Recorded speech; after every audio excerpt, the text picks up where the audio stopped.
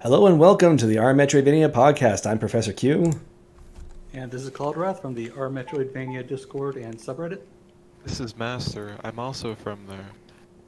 And today I wanted to share with everyone Metamorfose S while we talk about, I'm going to call it bad game criticisms, but that's kind of a harsh way of putting it. But let's start this game first before we move into the topic. Just kind of explain what Metamorphose S is. It is probably one of the closer games to the Metroidvania formula that you can find in the indie market. And it's very interesting. Basically, you start off as a experiment and you come out of a test tube and you're a hero straight from a test tube. So we'll let that play. What we wanted to do this week was talk about some arguments that we commonly hear to describe video games that aren't really the strongest arguments. I use the word bad. I don't want to invalidate anybody's opinion when we talk about this or say that the feeling behind their argument is invalid in any way. We wanted to maybe talk about those arguments and how they could be made stronger. That's the positive spin on it. Yes. All of these are ones that I've heard before that kind of make me raise an eyebrow. And I guess we could just get started with one of those. Which one would you like to start with? Do you guys think? Just start straight from the top of the list. Straight from the top? Man, So the argument is, why would I want to work in my free time? So this is something I hear describing MMORPGs all the time, or grinding, or that sort of thing. And the reason why I think this is not a very strong argument is because every game involves work to some degree. And there are many hobbies that involve work. And defining what is work is kind of a subjective thing. I don't know, what do you guys think? It sounds like it's an excuse for someone who just doesn't enjoy the game already, but then they feel the need to if the game feels like work, you shouldn't be playing it. But some people try to force themselves to play a game, and then they'll compare it to work, and they realize they've been grinding a game they don't like. Yeah, I think that a lot of that goes into sunk cost fallacy, where you've invested a lot in the game, so you feel like you have to continue it. Yeah, I agree. That's why it's prominent in MMORPGs. Yeah, which are pretty much designed around sunk cost fallacy. All right, so 3 minutes later, the game's actually starting. Yeah, I hear this in MMORPGs all the time where, you have to go do your daily quests or things like that, and I personally don't like that either. I think that comparing it to work is not really what the heck is it telling me to do here? Oh, you can roll? I don't know what it's telling me to do. I'm just going to play. Saying go upside down. Yeah. Press B. Oh, it's the B button. I don't know what it's telling me to do. So that's down. Oh, there's a dodge roll is what it's trying to tell me. It's a very interesting dodge roll. I don't even actually remember using that the whole time I played this game.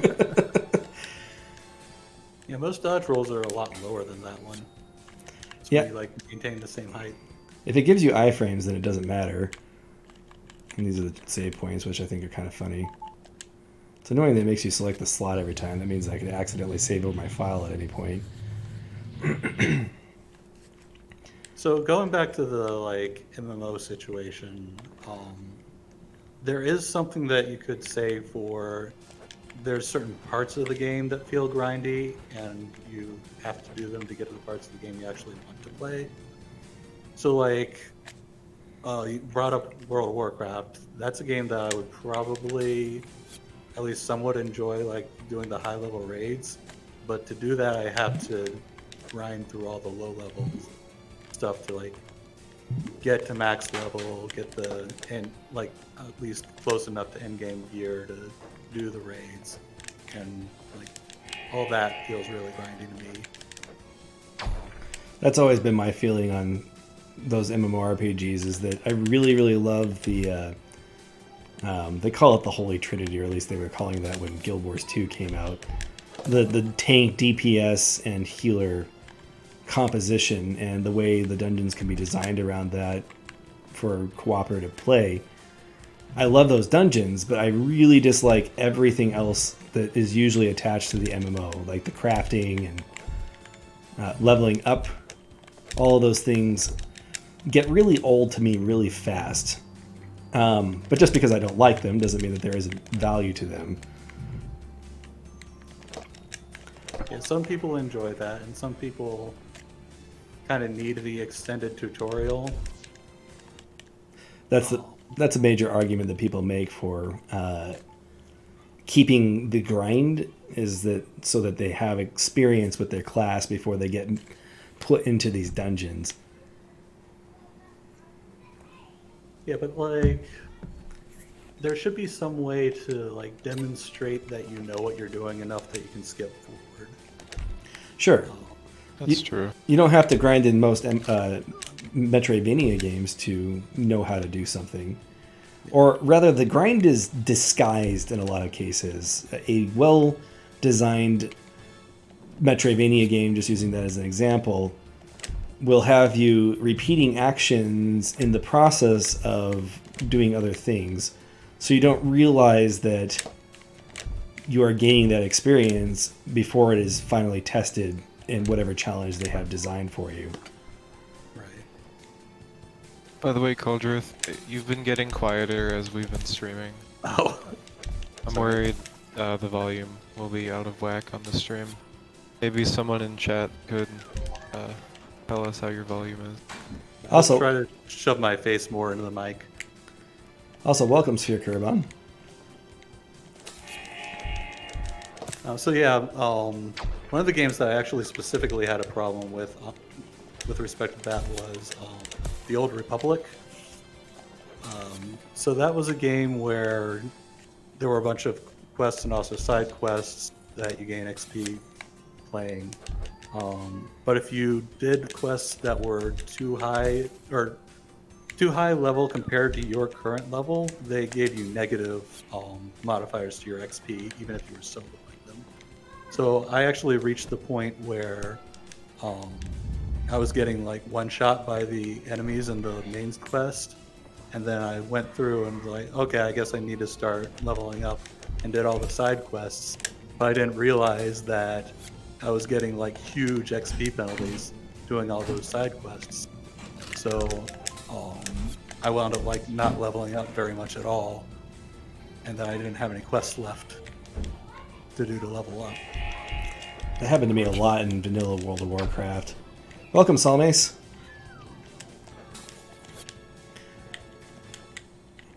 Yeah,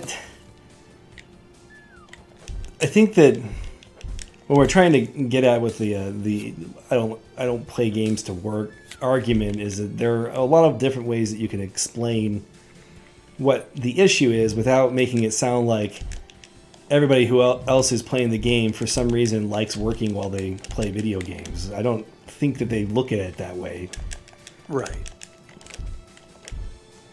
Like we said earlier, like any hobby, you could argue requires some amount of work put into it. Right. Right. You know, I write reviews and they take me about 2 to 3 hours to write and edit, and then, you know, another couple hours to do the metadata and stuff. What's that? I was just gonna say, a better way to rephrase the argument would be to say that the game doesn't respect your time. Sure, but does that mean it's disrespecting everybody else's time? Maybe. I mean, it's better, but I don't really think it's the best way to say it. Sure. Ultimately, what you're trying to say is it requires you to do activities that you just don't like doing. Yeah. That was literally what I was about to say. You need to get out of here, weird spaceman. I like the giant spaceman. So speaking of criticizing games, there are a lot of things to like about this game.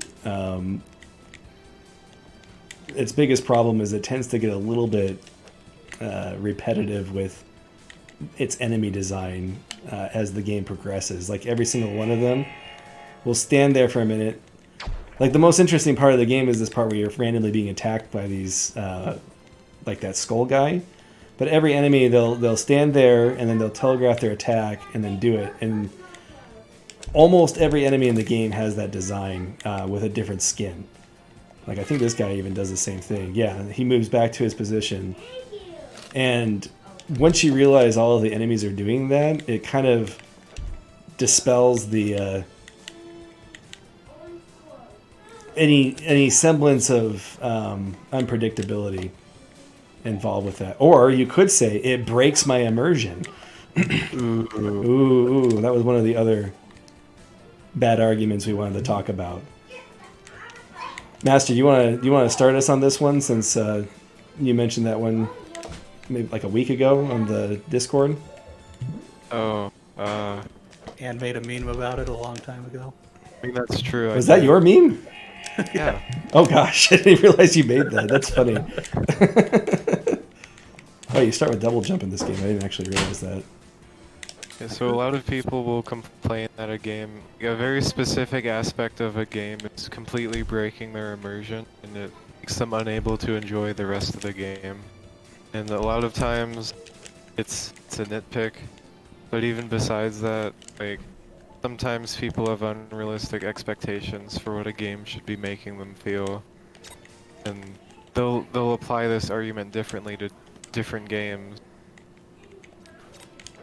So someone could be, just as an example, saying that something in Hollow Knight broke their immersion. Then they'll play, like the same argument could be applied to basically any game that they've played. So real quick to respond to Salmes, he says this looks better than Deep Enigma, and I think it's a lot better than Deep Enigma. This game is actually fun. It just gets a little repetitive is all. I have a feeling Salmes would say that about most games, though. That's probably true. So Sphere Kurbon says, one person on Reddit said that the level up alert in Castlevania broke their immersion because of that. They hated the Castlevania games. With any of these arguments, really, it comes off as an excuse for why you dislike a game. Maybe you don't know exactly why you dislike the game that you're playing, and then you see something small that annoys you, and you go, oh, that's it, that's the reason I dislike this game. And probably you just don't like the game. I do find, and this is something that I do myself, that once you've hit a point where the game is annoying you, you tend to start to look for anything to criticize about it. Did you just save over your main save? No, I didn't. I think I clicked the third file. Even if I did, I don't actually care. I'll just play it again if I.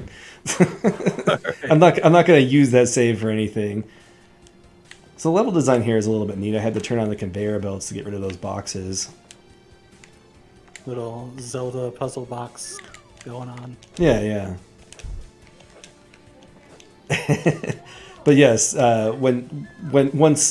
once I've hit that point where I've decided that this game isn't doing it for me, I do start to find more things to dislike about it.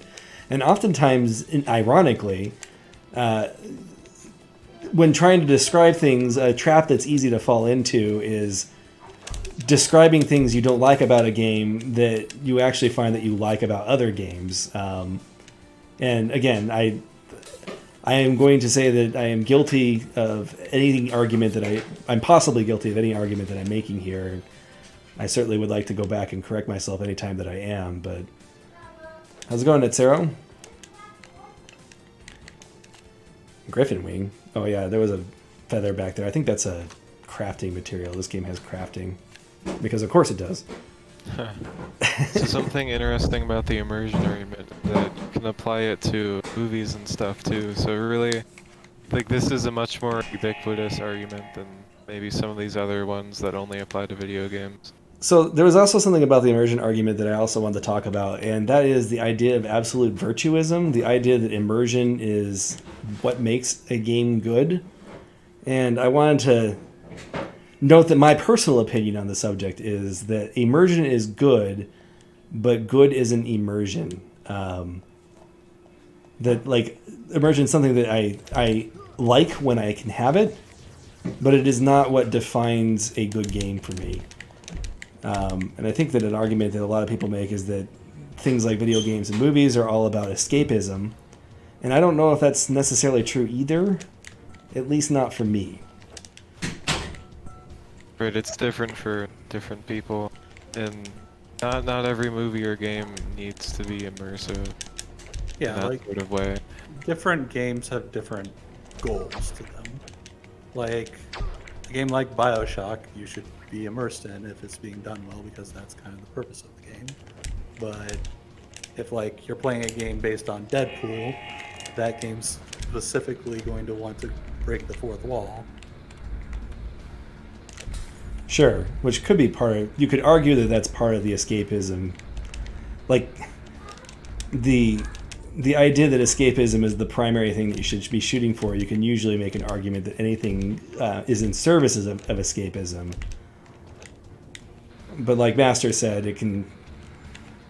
it's such a subjective thing. What might pull you out of immersion. Sorry, I'm stuttering. I'm busy thinking about this laser that's being pointed at me.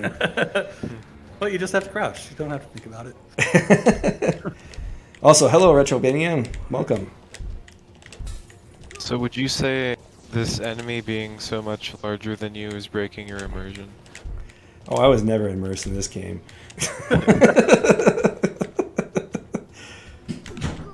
So it's really interesting. The idea that immersion is the most important thing in any game is interesting to me because, like, take a board game, for example. Is that about immersion? I mean, it can be. There are board games that are immersive. But when you're playing Uno, you can enjoy the game without it being immersive. Right, some games are about the mechanics and not about immersion. I would argue Really, that... the only time I see the immersion argument working is if you're playing like a narrative-driven game, and then there's some really dumb video gamey plot holes. Sure. Well, like, take Phenotopia, for example. I think that the immersive factor of that game is one of its strongest traits. I don't necessarily think that's the only thing that I like about it, but I think that it plays to its strengths, and I think that you could make the same argument with a few other games. But there are a lot of Metroidvanias where immersion really isn't necessarily what the benefit of the game is. I have an ice icon because I have a sword that can charge ice. And it looks like this attack is shorter range than my regular sword. Maybe it's the exact same range. Maybe I should use that more. But yeah, I think a lot of the issues with these arguments is that they are finding a problem with a game that isn't really supposed to be a problem. Like, it's the way the game is supposed to be. Sure. Like, we did that one episode where we went through all of my, like, rules of thumb for Metroidvanias. And one of the things we said was that these are rules of thumb.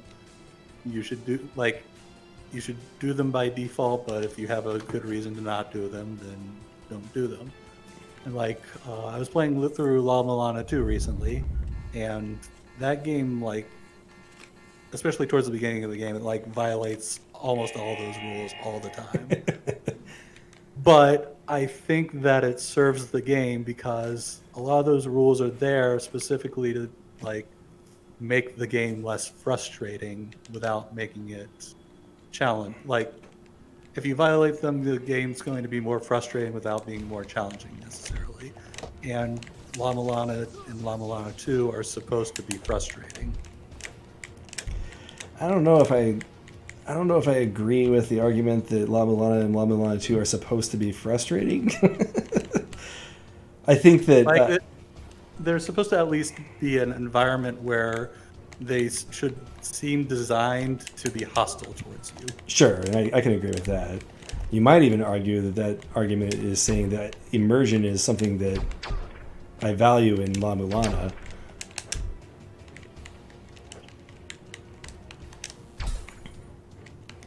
But that wouldn't be the only thing I would use to argue that La Mulana is good. Yeah. Is he even vulnerable during this phase? Nope, he's not. I'm just not aiming it correctly. Although it is really dangerous to attack him in this phase. I wonder if I can hit with a charge attack. Well, whoops. Oh, I guess I don't get hurt from the sides of that attack. So how can we reword this argument to be less terrible? I think it's, for this particular argument, it just depends on the context of what they're complaining about. Like, for instance, leveling up in Castlevania, that breaks my immersion. Honestly, I don't know what to say about that one. I don't think Castlevania is supposed to be an immersive game. No, I definitely don't, especially with how campy the game is. Yeah. Or this plot and everything. I mean... Yeah, I think that's a case where you're mixing up what the game is trying to be and what you wanted the game to be. I should do more damage now that his skull is broken. I still think... So, making this particular argument, I'm not sure if there, like, besides specific situations where I'd say it's actually relevant, just, it's not, I don't think people who make the argument actually, I don't think that's their actual problem with the game. I think they're just, like I said, they're just looking for an excuse to say they don't like the game because they're not sure why they dislike it. Sure, and that's one of the things I wanted to make a point about any of these discussions that we're having about these arguments, is that I don't think it's illegitimate that they dislike the game. That is perfectly fine. But it would be helpful to them when it comes to discussing the game with other people if they found better ways to express themselves or identify what exactly is wrong with the situation. Go ahead. One of the things I've seen game developers talk about when they're like looking at feedback is that players are very good at determining when there's something in the game that they don't like, but they're not that great at identifying either the specific thing that's causing them to not like it or the solution to it. Sure. Yeah, for sure. Like, let's say that they think that their jump height isn't high enough or whatever. That might not be the issue. It could be that the level design just isn't built around the mechanics that are already there.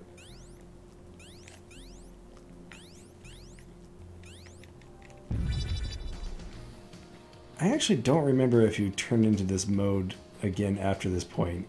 I don't remember at all, to be honest. Did you finish this game? I did finish this game, but it was like, it's got to be like 2 years at this point. Oh my god, you spin. Yeah. I honestly don't remember if you ever turn into cockroach mode again throughout. I don't think you do. Like, I remember this part, but I'm trying to think back to like the end of the game, and I think this was supposed to be like a tease for the second game, because this is only supposed to be the first chapter of an ongoing series. By the way, this game's about 8 hours long. Honestly, this only came out in 2017, so it could still have its sequel. I don't know how well this game did. Yeah, it came out after Hollow Knight.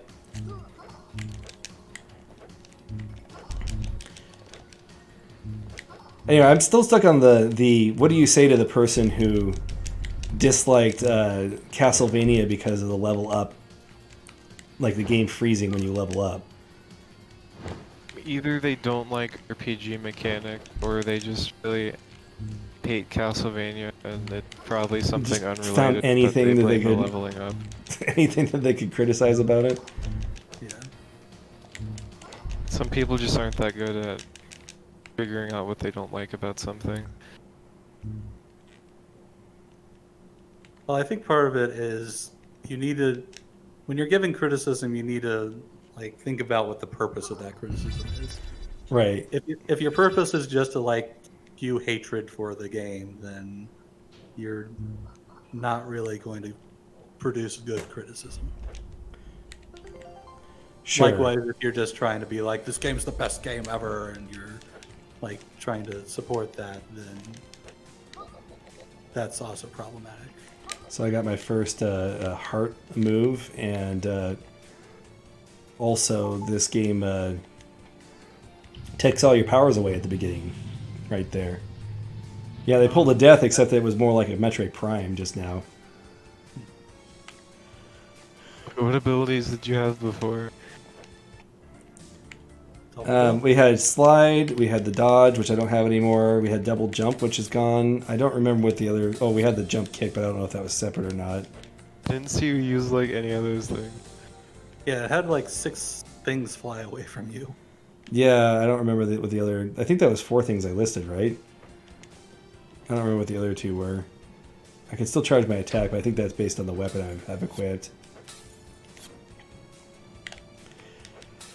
So yeah, I mean, if you, the point of the point of your arguments is just to hate on things, that's not really useful to anybody, I guess. Other than you expressing your opinion that that's just something you don't like. And I don't know, I can kind of see being annoyed by the game freezing every time you level up, but I don't feel like it happens often enough to be enough of a detractor to really mention. Whoops. Like, I don't like when you get caught in pits with zombies, but you don't see me. Oh, I can't double jump anymore, so I need to get used to dodging now. But you can't dodge either. Oh, I can't dodge either. No, I actually didn't use the dodge at all, so... Actually, I'm trying to recall back to when I played through this the first time, and I think I did dodge eventually. So, I don't think I had this... Okay, so one of the things I had was apparently I could breathe underwater, and I can't anymore. Even though my head is clearly above the water here. I guess my knees are where I breathed from. I am a test tube creature, so... Let's see. So the next argument on our list is this game is too political. So time's better. Is that one political, or is that just the person expressing their... That is the one everyone says this game is too Oh, they think it's too political. Right. Yeah, and... see, that's kind of a sensitive subject in general. But I do think that it's worth talking about. That some games, I think that is their intention, is that they're political. And also, I don't think that there's necessarily anything wrong with that. Also, pretty much everything is defined as being political these days. That's true. You do have a Castlevania map. It's really hard to say anything about this criticism. Just in general. Yeah. I mean, we don't have to talk about this one. I just thought it might be interesting to bring up. I mean, we should. Those eyes in those background is not going to do anything to me, I guess. By the way, this game has like 214 achievements. You get an achievement for every secret passage you find and things.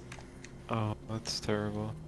It's really... Except for the last secret passage that you can find. There's no achievement for that. It's the weirdest thing. But anyway, on the subject of it's too political... I think ultimately what it comes down to is that the game does something that, like, maybe they morally or disagrees with their worldview or whatever, and therefore it becomes political. And I don't know if it's necessarily wrong that they feel distaste for that, but I think that the thing that I would argue against is the suggestion that because it's political, that's a bad thing. Because I think that if a game agrees with all of your political views, you probably wouldn't have that same feeling. I agree with that. I also agree with what Atsuro said in the chat, which is that sometimes when people say that a game is too political, what they really mean is that the story just wasn't executed well. Well, ultimately, yeah. I mean, that's my bigger problem with Time Spinner, personally. Isn't necessarily the messages it had, but how it conveyed them was part of my criticism of that game. Like, there's other games where I felt like the game clashed with my worldview. Like, Blasphemous was like very much a game where the philosophy was that the bad things happening to all the people were their fault, which doesn't agree with my worldview.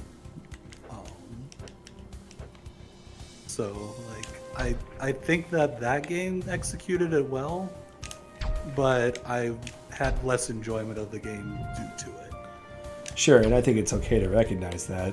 One thing I've learned is that occasionally I'll run into a game that disagrees with my worldview, but then, like, I find a new interpretation of that game talking to other people that puts the game into a new light, or I think of it in a different way and find reasons to like it. For instance, I don't want to spoil Bioshock Infinite, but there are things that happen in Bioshock Infinite that just annoy me. It has the multiverse thing, and in general, the whole multiverse concept is something that kind of annoys me. Just the idea that your actions are meaningless because there's another person who out there who made completely different decisions than you, like the wrong decisions. Like it removes the impact of any actions you could possibly take, and makes you question why. Like it kind of leads to nihilism. Is why I dislike the idea of multiverses. However, there are some things that happen in Bioshock that I have since pondered about and thought about that I actually really like the story in that game on reflection. Not to start hating on Infinite, but Infinite is a disappointment. Oh, I'm not going to disagree with... I'm talking about the story. I actually really dislike the gameplay in Infinite. I think that was part of the reason why I was hating on the story so much. Is there was certainly a bias that was brought there from... I don't personally care for like wave-based combat and, you know, waiting for enemies to come after you, and that was kind of the main loop of the game, especially since that game doesn't really have any true bosses. But yeah, I'm talking too much. I'll let you guys add your own thoughts. Oh, I was going to say that Master just saying that Bioshock Infinite is a disappointment isn't really descriptive of anything. Oh, is that a bad argument, the Master? It did make a bad argument. Though in this case, I just don't think it's worth talking about Bioshock Infinite. It's not relevant. No, we're not going to spoil Bioshock Infinite in this stream just to make a point about it. I just brought it up as an example of a game that may be politically interpreted, or I guess in the case of that game, religiously interpreted as well. It is interesting that you can't really criticize the game properly without spoiling it. So it kind of makes itself immune to criticism that way.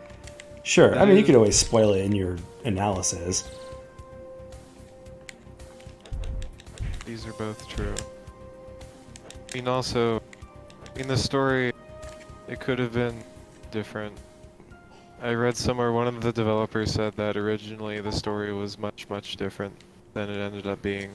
But they probably just didn't have the time to implement everything they wanted. Oh yeah, that game was a prime example of the corporate structure meddling with the production of a game. So that's another argument that I don't really like, is that the assumption that just because a game was changed means that the earlier version was going to be better. Sure, and also that the assumption that if they were able to go with the earlier version, that they would still be able to execute it as perfectly as your imagination seems to be imagining it. Yeah. Also, I want to backtrack a little bit. When Master said that I was disappointed in the game, I don't actually consider that I don't even consider that an argument. I think that's just a statement of feeling.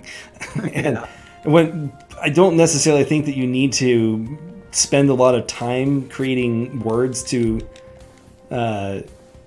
describe why you like or dislike things, but I do think that if you're going to try and have a discussion about it, that you should probably take the effort to articulate it.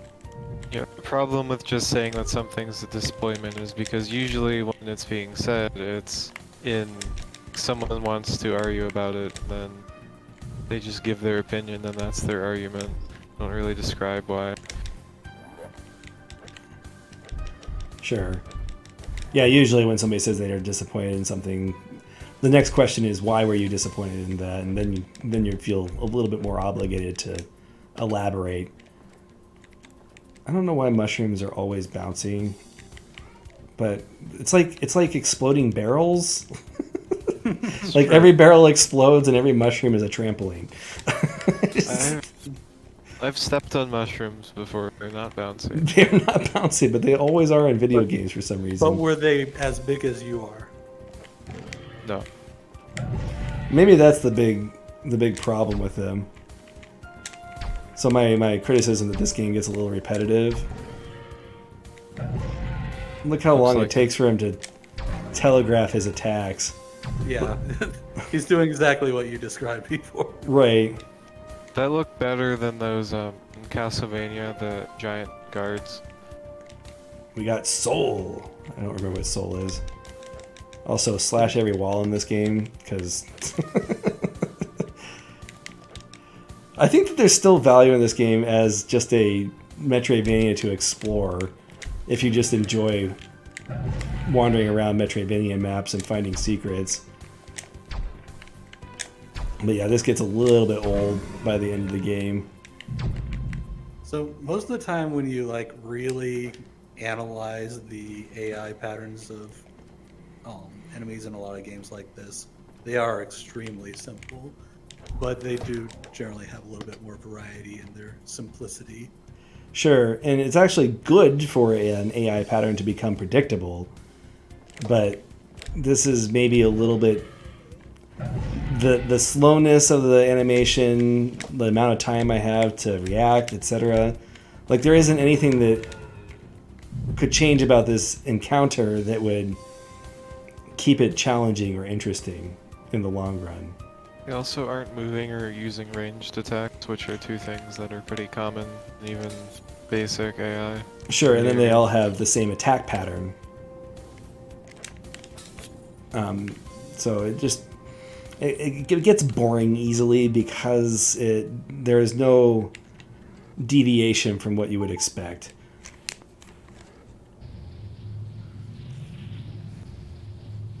So any other thoughts on this game is too political argument? We kind of like got away for that almost immediately. I don't know if that was intentional or if it was just a tangent. There's not much else to really say about it. Sometimes the story is just really bad. Sometimes people disagree with the message of the story. Sure. And again, there's absolutely nothing wrong with disagreeing with the message of a story. I think that could lead to some very interesting discussion, assuming that you're respectful of the other person. Oh, there is another argument where people will say something is too political. Mostly when people talk about Time Spinner. You see where I'm going with this? Uh-huh. People were critical of the developer's decision of how they represented a lot of characters in the game because people think that it's pandering to certain audiences. Yeah. So that's another time when they would say that game is being political. Well, that particular subject is kind of a hot topic right now in general. So I could see feeling like that was a pandering thing, but I mean, the developer himself is part of that group, so I don't know, is that pandering at that point, or is it just an expression of the way that they view life? That's the thing, when you argue about the intention of something, You're making an accusation to the artist, yeah, or against the artist. That was a weird noise that creature made. Let's kill it. And like pandering is basically the same thing as fan service, and people tend to complain less about fan service. Well, once again, one of the problems with the argument that it's too political is that if something aligns with what you like, you tend to not make that same argument. Right. Like, nobody's going to say the Genshin Impact is too political because it's full of waifus, right? I mean, Maybe. maybe It's somebody very pro waifu. very pro waifu. This super pro waifu game. I could see like somebody being a feminist and being like, these are problematic representations of women. Sure, and there are certainly arguments. I bet you anything, if I did a Google search right now, you could probably find a article addressing Genshin Impact specifically on that very subject.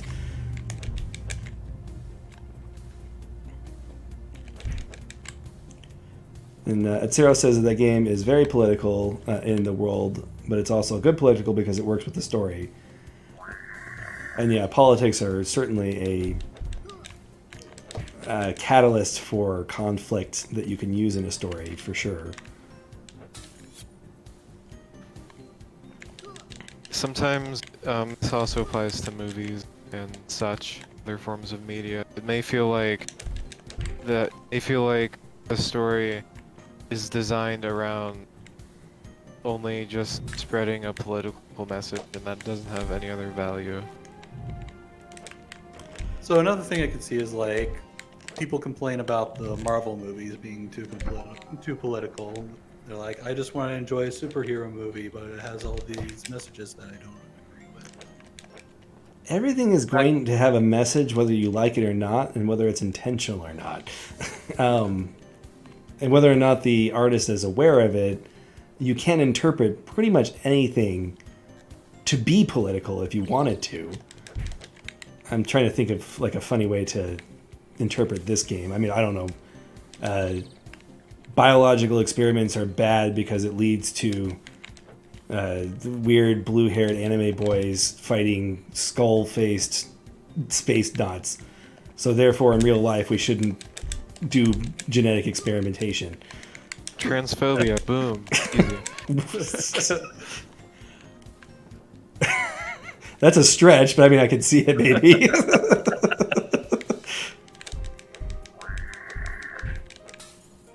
Or a good example of this also, there's a great video out there by, I think is it Now You See It? I don't remember which channel it came from, but he has a video about overanalyzing things and was talking about how King Kong, a lot of people interpret it as an allegory of, I think, slave trade. I think I'd go watch the video and get the actual interpretation from that, because I actually don't know much about King Kong. I don't think I've ever seen the original. But anyway, apparently the artist never intended that interpretation, but everybody interprets it that way when they're analyzing the movie. So I find that interesting. It is interesting. I think we kind of see that because they like capture King Kong and then take him to like America. Right. I think that if something isn't explicitly trying to be political, then it's not really worth like criticizing it for being political. Sure. What the heck? 'Cause a lot of it, just comes down to interpretation, and your interpretation could be wrong. If if the game isn't being explicitly political, then it's not really worth making the argument, because people would have different interpretations that aren't political. Sure, and the people who were making that interpretation of King Kong weren't even necessarily saying that was a bad thing about King Kong. And I think that's the bigger problem with the it's too political argument, is that it suggests that being political is inherently wrong in some way. So That's the thing with a lot of these arguments. yeah, it comes down to what the intention of the work is, like, and what the main draw of the work is. And if the main draw is something that isn't political, then I could see somebody disliking an amount of politics in this thing that they tried to consume for other reasons. Yeah, I guess that's true. If you bought a Mario game and they spent a long time talking about the taxes on the mushrooms in the kingdom, I think that you might make a valid argument that it is too political. There are also different kinds of politics. You can have a game like oh, Deus Ex, which is political, obviously, but it's not really identity politics, which is like another type of political that people seem to complain about. Isn't it identity politics though? Because Yeah. Is it? isn't that Yeah. isn't what the I've whole really played it. like they're complaining that people with cybernetic implants are somehow subhuman, or they make the argument that people with cybernetic implants are somehow subhuman. It's basically a racism allegory. Right. Okay, so it is. I don't know why I thought it wasn't. Racism or any group that's marginalized in any way. So maybe like Metal Gear Solid would be an example of a game that's extremely political that isn't identity politics political. Yeah. See, that's actually the first thing I was thinking of when I was thinking of this example. Then I went, wait a second. There's a game called Deus Ex, and I know people say it's red pilled. Surely that doesn't have identity politics in it.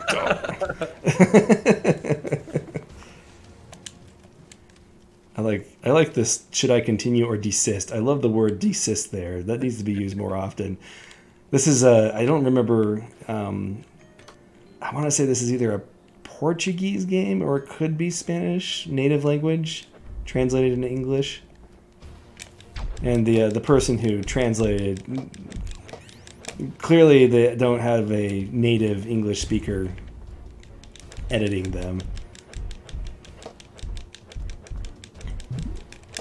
But sometimes that gets you like different, like you don't get the normal text, so it can make it a little bit more interesting that way.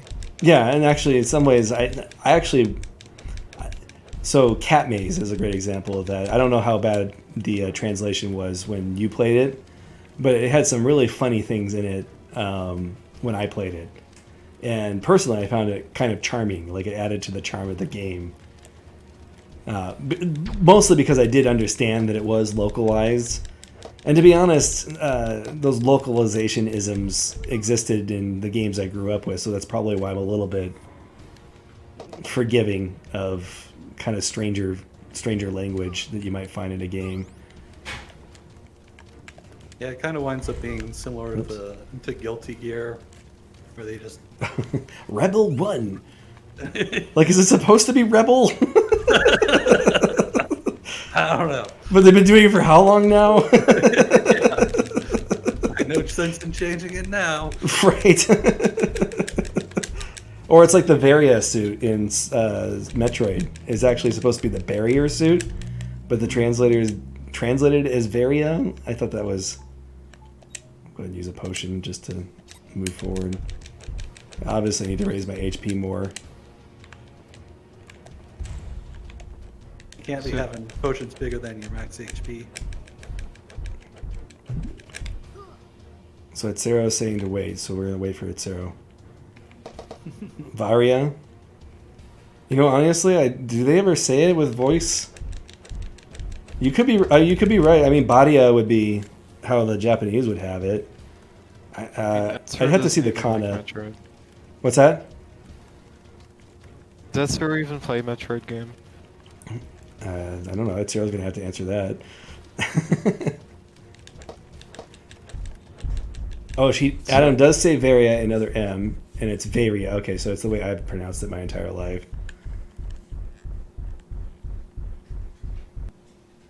So Itzero says that she loves Metroid Master, and don't get that wrong.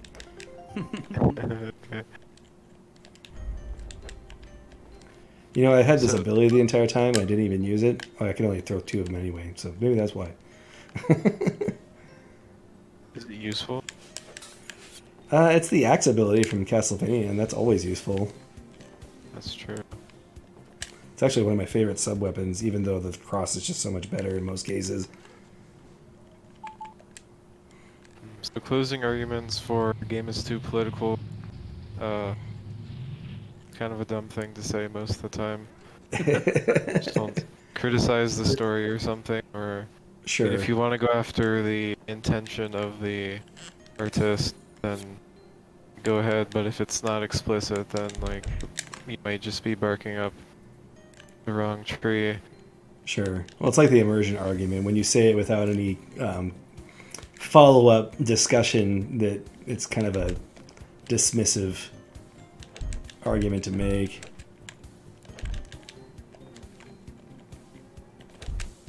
Also, I'm sorry for messing with you, Ansura.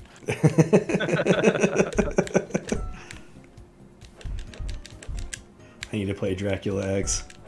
I think that's one of the few Castlevanias I haven't played at this point, which is funny because it's the Richter one. All right. So the next one is you don't gain anything valuable out of playing this game. Oh yeah. Why would I play this game when I don't get anything, or when there's nothing to be gained from it? And that argument can be made for any game. I'm not being paid $100 to finish this game, so what's even the point? I would love to be paid $100 to finish some of the games I play. Yeah. So one of the things, like when I first saw this, I did make the joke of like, what if you got a partial refund of your cost when you beat the game? Yeah, we're wondering about the logistics of that, but Yeah. I'd be interested to see like how many people would go for that, like 10% off if you beat the game. It'd be a very interesting social experiment that I would love to see play out. Yeah. I think that Valve you'd have to like make an agreement with Valve before you did it to make sure that it's set up correctly.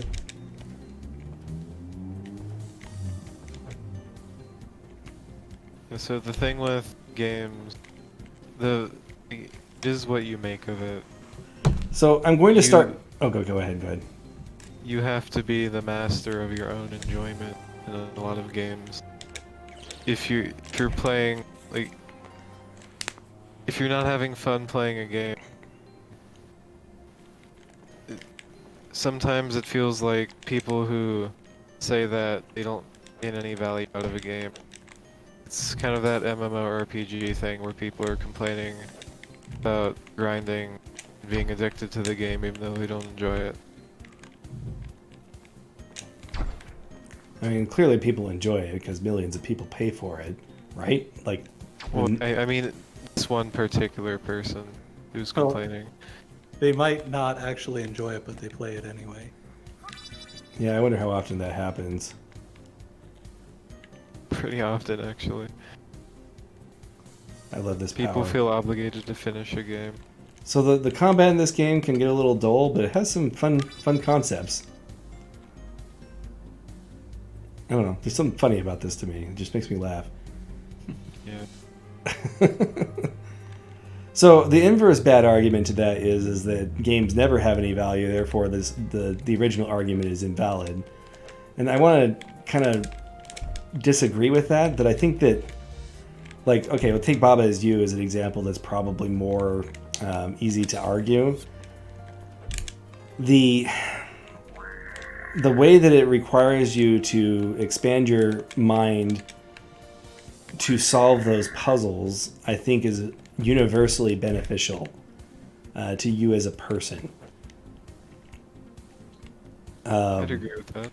And I mean, you can make that argument about many of the puzzle games, and I think that to a certain degree, you can make that argument even about dexterity challenges like combat, that you are exercising your brain in a beneficial way. Whether or not it's better or worse than, like, you know, playing sports or basketball or whatever is up for debate, but I don't think that it's wrong to say that you get things out of games besides just the entertainment value. Yeah, there is something to be said for having transferable skills, like skills that you can translate into other games at least, or even real life scenarios. Like if there's like learn hiragana to survive, which is basically a turn-based RPG, but you have to learn the Japanese alphabet for Sure. one of them. Sure, and there are absolutely educational games that are like that. Somebody told me that they learned to read from playing Pokemon. So clearly there's linguistic value in even the simplest of games. Maybe not this one. So another problem with this argument that you don't get anything out of this game, you're making a judgment call that you may want to take a step back and think a little bit more about what the game might provide. For instance, I think I heard somebody even say, like, why would I play a game like The Witness or whatever? It's such a waste of time. Maybe in their opinion. Like, it's such a subjective thing. Sure. To say that to say that the game doesn't have value is saying it's worse than just saying right. You're taking your opinion that you don't enjoy the game and you're making it that this game is objectively bad because of it. You're devaluing everybody else's opinion in the process of making that argument. I think that's specifically what makes that argument bad. Yeah, I think step one is acknowledge that just because you don't like a game doesn't mean that it's bad, and just because you like a game doesn't mean that it's good. I think that it's also worth, even games that you don't like, it's worth taking a step back and thinking about where you might find value in that. Like, what do you get out of this? Like, for instance, the MMORPG, I think for a lot of people there's the social aspect of it that I think is very good and a strong reason to continue playing those games. I mean, you could argue that there's other things they could be doing instead, but regardless, it's something that they enjoy and they are able to do it with their friends. We just neutralize fear, guys. We are the most courageous blue-haired anime boy ever now. So the best way to reword this would probably be just state the reasons why you don't like the game instead of claiming it doesn't have any value. Sure. Yeah, it just riles people up when you say that. Yeah, there are a lot of arguments people make that are just restating their opinion. Right. But what if the explicit purpose of a game is to have value?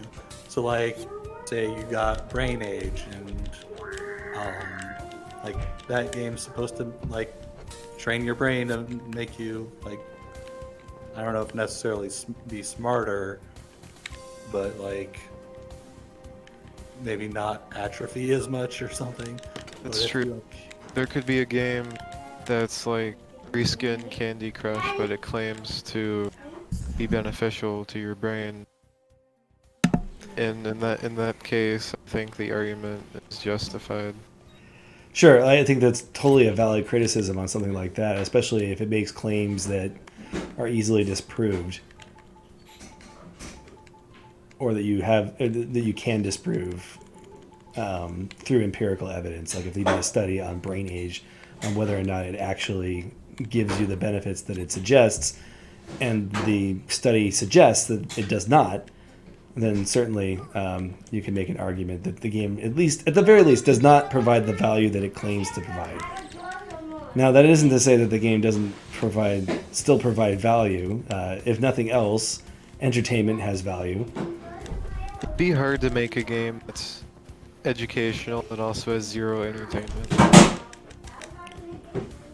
Like, you hate yourself while you're playing this game. Well, that's called... I mean, at that point, that's just like studying math notes or something. Yeah, that's called the worksheet that your teacher gives you.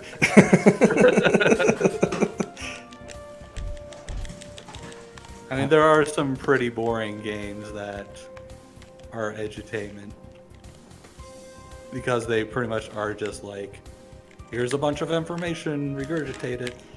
Yeah, a good example of this is Mario's Time Machine, if you've ever seen that. Oh my gosh, that thing just ripped me to shreds. Holy cow. And he's going to do it again in a minute. You were complaining about there not being any enemies with range attacks. I didn't say they didn't have range attacks, but he's doing the same thing where he's following the same pattern. Now, there are a few enemies that do deviate from the typical pattern. This is really close. You're dead. Oh. I really like to not die. Okay, I don't think this guy I has was ranged really attacks. sure you were gonna die there. Actually, I think he might throw his claws. And that doesn't do enough damage at all. Okay, please. This game looks too hard. Oh yeah, is that the next one on the list? Therefore, it's bad. Oh yeah, this game is hard, or hard is bad. Hard games are bad. We have discussed this so many times. We've never discussed difficulty. What are you talking about? Oh, I forgot that Do the we birds even fly want to? back. That's got to be on the bingo somewhere. What, the games are hard? It should be. So okay, let's spin that a little bit. Frustration in a game. Is it bad when a game is frustrating? Well, I specifically said before Lama Lana 2 and 1 are supposed to be frustrating, and it serves the game. Yeah, we have had this discussion like ad nauseum, I think. Now that I'm thinking about it, I'm like, Don't worry. Nobody remembers. Nobody saw that stream. We were playing Battle of Olympus that time, and they just didn't want to watch the grape leaves gathering.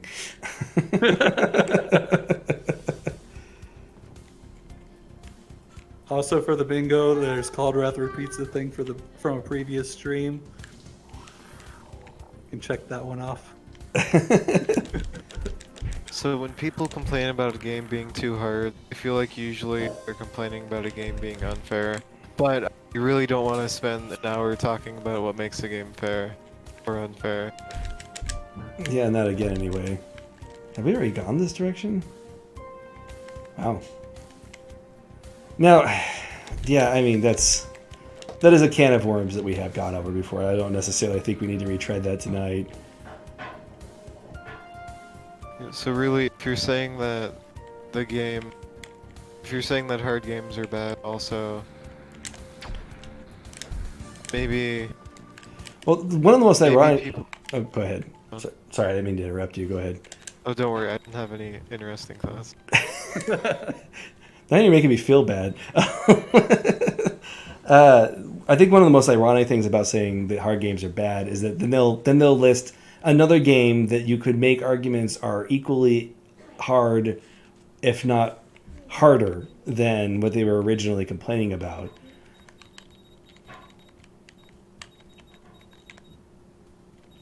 With a lot of arguments, they can be applied very subjectively to many different games. And because you can do that, it kind of makes the argument less valuable. Oh, we did pick up the double jump. That's what we got from this whole escapade. No, don't get too close. I'm really worried that I'm gonna die. I don't want to die. That's generally my feeling in most games that I play, but where was the save point? I like how the moving platforms have that little bit of 3D-ness going on. Do I even have any potions? I don't think I do. You have an MP potion. Yeah, that's not gonna help me. I also really don't need 208 MP or whatever. Please reach. Okay. Uh-oh. Whoops. So I guess I'm gonna have to use that MP potion now. is there a save point like 2 rooms to the right, or was that just another dead end? It's a dead end. I have never gotten an achievement for using a mana potion, and I just got an achievement for using a mana potion. So apparently in my first playthrough, I never used my mana potions. Well, that makes me feel good about not wasting that mana potion, because apparently I didn't need them.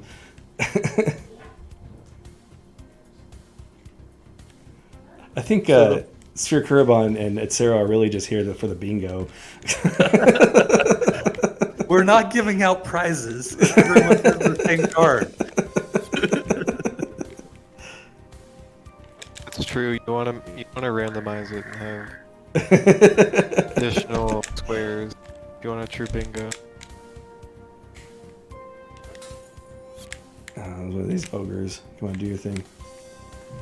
So one of the flip sides of the this game is too hard argument is that people will sometimes dismiss people's opinions on a game because they think that the game was too hard for them. Like, on the Facebook Metroidvania group, whenever anyone criticizes Blasphemous, for some reason someone always says you don't like the game just because it's too hard. Which is really interesting, because Blasphemous isn't that hard. No.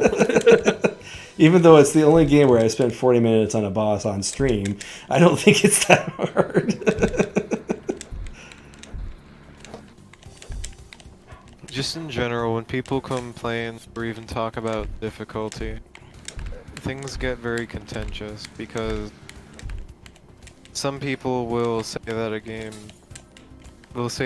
is bad because it's hard when in fact they are bad, and then people who aren't making that argument will be argued with by other people who think that they're making that argument when they actually want to just make a valid criticism about the game's balancing.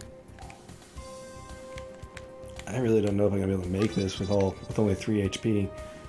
I'm starting to wonder if I should have died a long time ago to not waste time. There we go, got him.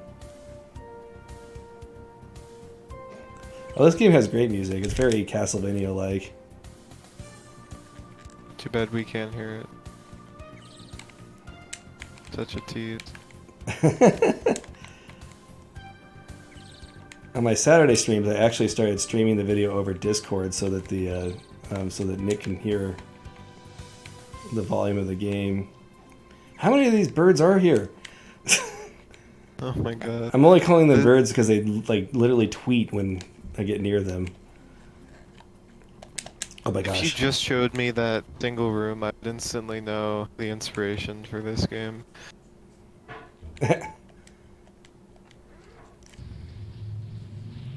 No, I think that the first area did have a different track.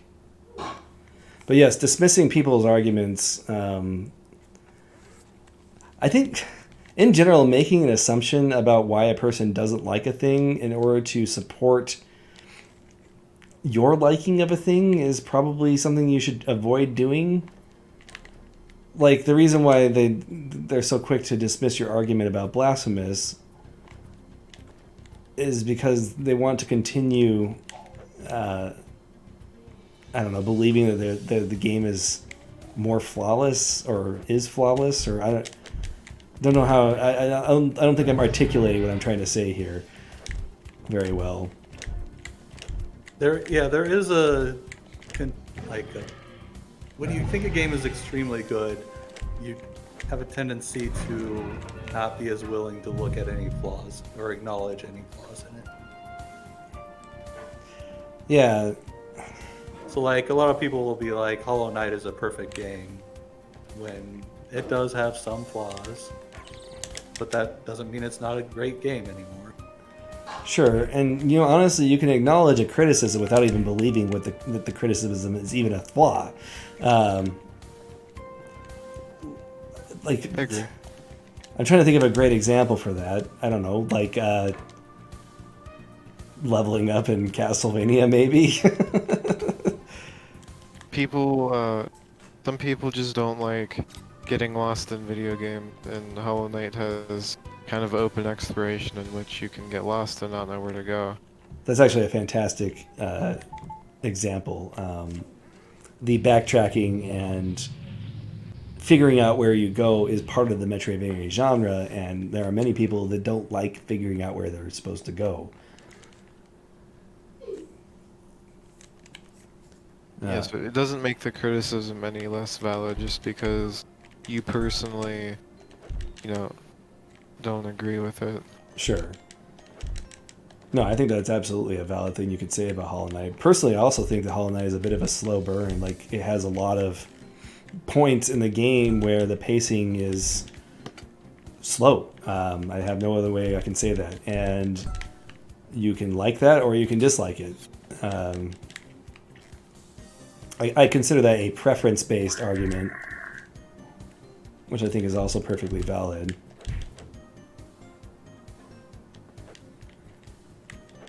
I mean, some people just don't value. Right now I'm kind of responding to Metroidvania in chat. He says, If someone who complains about exploration just shouldn't play a Metroidvania. I mean, not everyone values exploration in a Metroidvania. Some people are just there for the upgrades. So apparently the kick is its own upgrade because I can't kick yet. Okay, so dismissing people's arguments, one thing that, like, let's say Caldroth says he doesn't like Blasphemous, and my response is, well, don't play Blasphemous. Is that a valid thing for me to say? I think it's a little rude at the very least. It is rude. It's a terrible argument because how are you supposed to criticize something if someone just tells you to, like, go away? It's basically what they're telling you. So let's take a step back real quick. What is the value in criticizing anything? There are people that believe that criticism is toxic, period. Oh. Well, so there's multiple goals that you could have. There's like trying to determine like determining a rating for a game so you can determine if you should like recommend it to somebody or not. And then there's also like constructive criticism where you try to like think of ways to improve a game that the creator could act on if they wanted to. One of the things I've heard often is, well, you just must not be the target audience for that game. But clearly, Caldroth is a Metroidvania fan. So what other audience belongs to? But People who enjoy it, obviously. Right. But I would also contend Blasphemous isn't a Metroidvania because it doesn't have ability gating. Sure. So it also comes down to the question of what you think is a Metroidvania. Well, if it's not a Metroidvania and you like Metroidvanias and you don't like necessarily other games, then obviously you shouldn't be criticizing a Caldroth because you're not in the in-group. Yeah, and that's another thing with like the Metroidvania definition is that I think we brought this up before, but like it's basically a lot of people's definition is just like games that are similar to this other game that I did like. it. I just saved over my file after this entire night. Oh, that's annoying. Oh well. The chances of me actually coming back to this game are actually pretty slim, so...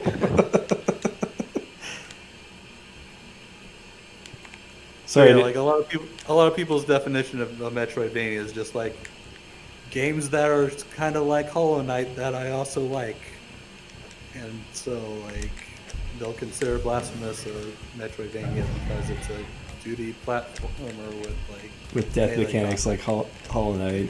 Yeah. So Sphere Kuribon says that criticism helps you acknowledge your interests, which I agree with. I think it's good to articulate your own thoughts because, I don't know, it helps you express yourself better to people around you. Okay, what the heck? How did I get into that room? I gotta go back. I'm getting lost. I saved over my file. It is not a good night for Metamorfose S. But I'm leveling up. That is one nice thing about getting lost in an Igavania style game is that you kind of get your grinding done without intentionally grinding. Which is always kind of a nice thing. But then you level up too much and that game becomes too easy. That enemy dropped something. You just left it there. Yeah. So Sphere Kuribon oh, did I miss an item? I apologize for doing that. Oh, this is the room I was trying to get to. Sphere Kuribon actually made a really good point there, is criticism also brings discussion, which can be fun. If you are making a criticism, you are doing it to either one, get confirmation bias from people around you, to confirm your biases by agreeing with you, or two, to have a discussion with other people. And when you dismiss one sec. When you dismiss an argument by simply saying something like, no, you just shouldn't play that game, you're essentially just kicking them out of the group where they could be having a discussion. I think sometimes it is a valid thing to say, like, I don't like Dead Cells. It's because I don't like games with permadeath. if they removed permadeath from Dead Cells, it would not be the same game, and would not be like fulfilling the correct the purpose of the game. Sure, but also I think that's a two-way street. I mean, you could certainly have a good argument about Dead Cells or discussion, but I think part of the reason why you don't want to do it is because you have no interest in discussing it.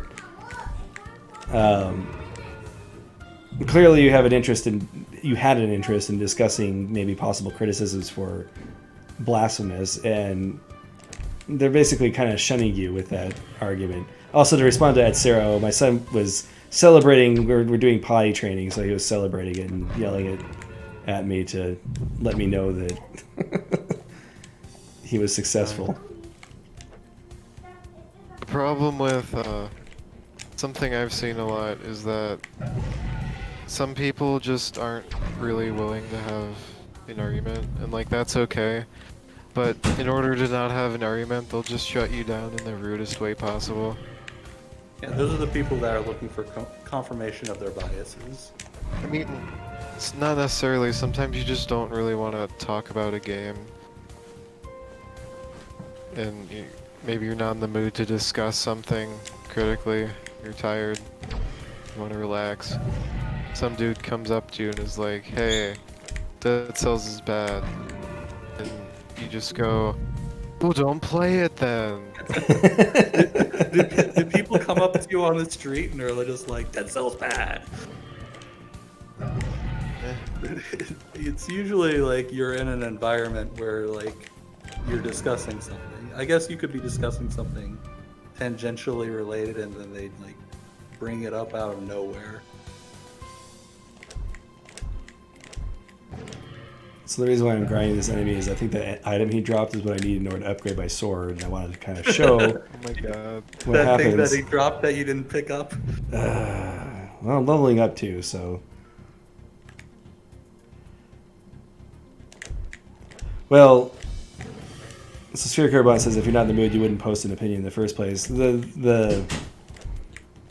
think it's when you express your opinion and somebody else shuts you down. That's probably true. Maybe they just didn't want to discuss criticisms for Blasphemous for whatever reason. It's a little frustrating, but I mean, you do have to respect the person's space, I think. All right, we're gonna give this 2 more shots before I lose my own patience. Actually, I can raise my luck real quick. It does also come off as just really immature whenever someone says that.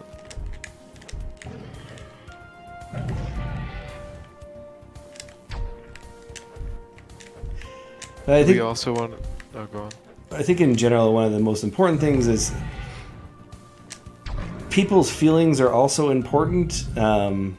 Even if you think the only thing you care about is the game itself. Some people, or sometimes it's difficult, and this is true of myself, that to separate your feelings from your own, I don't know, your self-identity or self-worth, or these are all very extreme words. I'm not using the right words.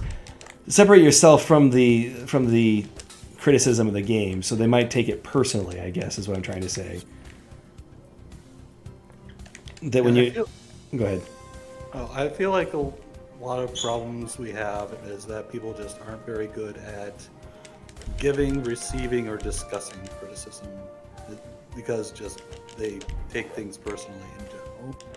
That Right. is, yes. If you don't like Metroid, you don't like me. Because I am Metroid. Does that mean you can't crawl? Oh gosh, that would be horrible. I don't find myself crawling very often. I don't know about you. In most cases, it hurts my knees. I don't know how the kids get away with that. Me, if I like rolled out of bed and I landed on the floor. Doesn't really happen though. And Sarah says that we can't talk anymore if you don't like Castlevania. Oh no. But we've already acknowledged that this is a Metroid stream. I like Castlevania. I'm like the one Castlevania person here, apparently. Well, I like Castlevania, just not nearly as much as Metroid. Sure. I don't completely hate Castlevania. Just a lot of individual entries. Master, you've just been banned from your own stream. Oh, it's a shame. I can't believe I saved it on my file. I wasn't going to. Yeah, you should have like copied the last. You know, in hindsight, that's probably what I should have done. Honestly, okay, I'm going to make a criticism here. The game shouldn't be designed that way.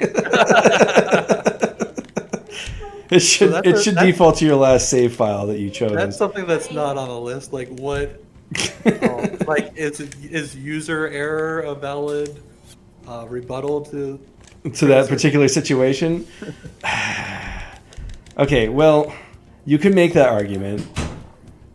I'm going to say that that definitely wasn't designed with the intention of somebody streaming it at the same time as playing and trying to do things quickly. Well, maybe they should have thought of that. You know, I bet you anything, though, the developer could say that. Well, if you don't want to save over your old file, then don't save over your old file.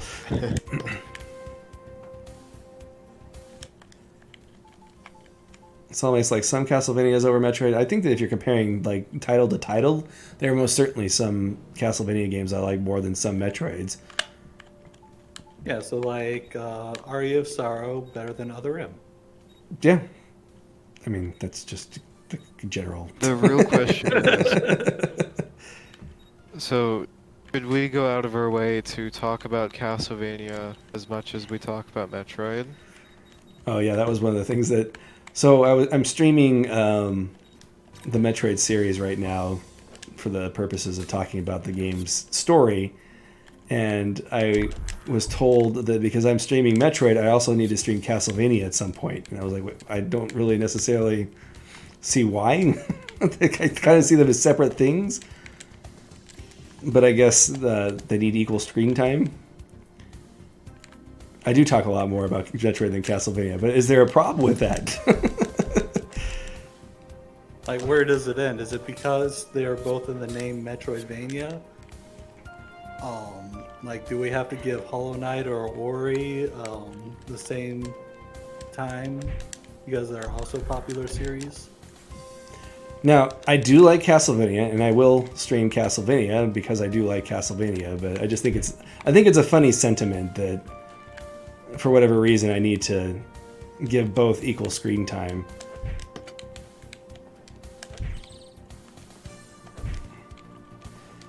And yeah, if I streamed all the Castlevania, honestly, I could stream 3 Metroid games in the amount of time it would take me to beat a Castlevania game on stream. It just depends on the game. Depends. Metroid Prime's like long. That's true. And a lot of the Metroidvania Castlevanias are like 5-6 hours. I think I beat Metroid Zero Mission in 3 streams, so a little less than 4 hours. But are you streaming the entire Metroid series? I'm doing the 2D ones, and Oh, all three of the Metroid 2 remakes because. But yeah, you're playing through Metroid 2 and Fusion, which aren't really Metroidvanias. So that means you're also obligated to play through the Deus Ex and Need for Speed Most Wanted. I wasn't going to say that. I was going to say the classic Vanias. Oh, sure. yeah, the logic is flawless. I can't argue with that. Oh my gosh. Me playing through Classic Vania on stream would be the most frustrating thing for everybody involved. And if you played through any of the Prime games, you'd also have to play through Castlevania 64. Oh. Well, so here's the thing. I'm not going to do the Prime games. I may play Other M, though, because Other M is linked to the 2D Metroid games. Metroid Prime kind of is... It's possible to look at them as their own separate thing. I mean, Prime is more of a Metroidvania than Other M. Maybe. Oh, apparently I'm heading the right direction because I just hit an event. Iceman. Nice to meet you. My character just did the dodge move in a cutscene, but I don't have the dodge move yet. Oh no. Are you supposed to have it? I don't. Maybe not. Maybe I am. I don't know.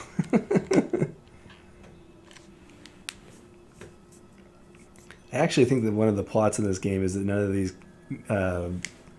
test tube creatures can leave this area,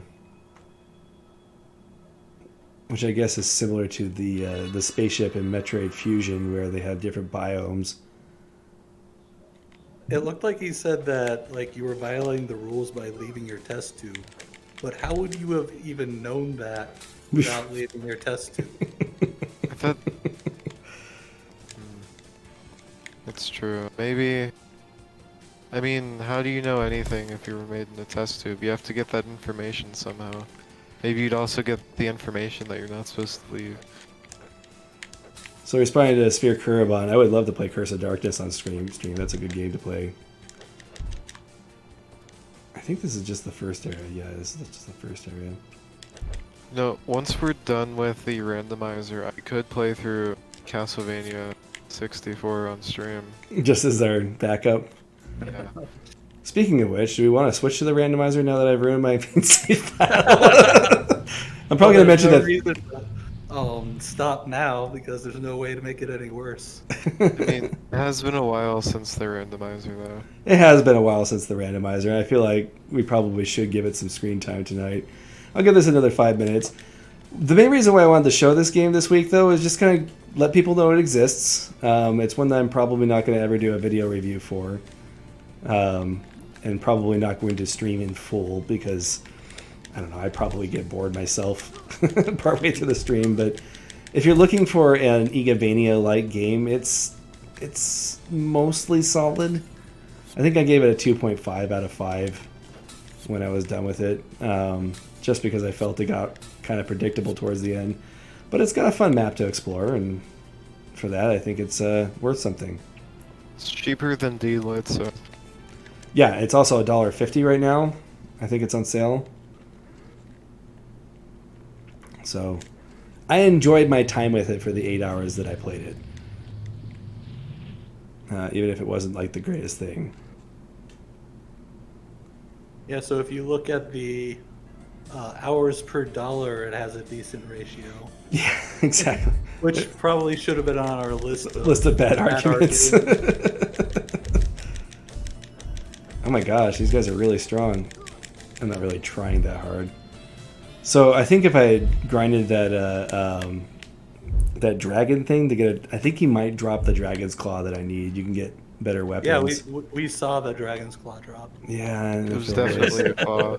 I feel really stupid that I completely missed that. But that's what I get for talking and driving at the same time. Alright, the crafting system's kind of fun. Like as you level up your weapons, they get... one thing that you should do, though, before I log out of this game, if you do decide to play this game, one hint that I would give you is save your game before upgrading your weapon, because just because it's higher up in the upgrade tree does not mean that it is better than the weapon you are using, because they do change movesets, and sometimes a moveset that you gel with is better than an attack upgrade. But we'll go ahead and switch over to the randomizer.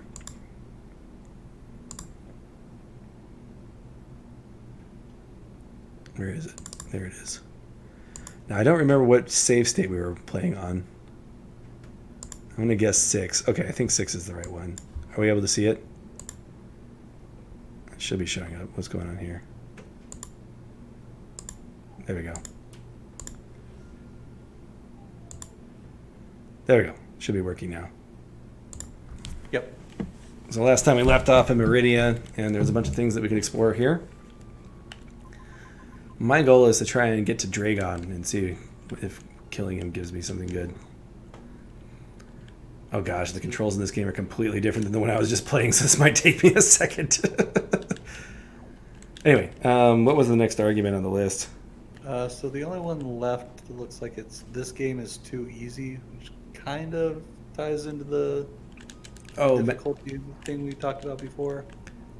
Master mentioned one before the stream. This game is an acquired taste. Oh yeah.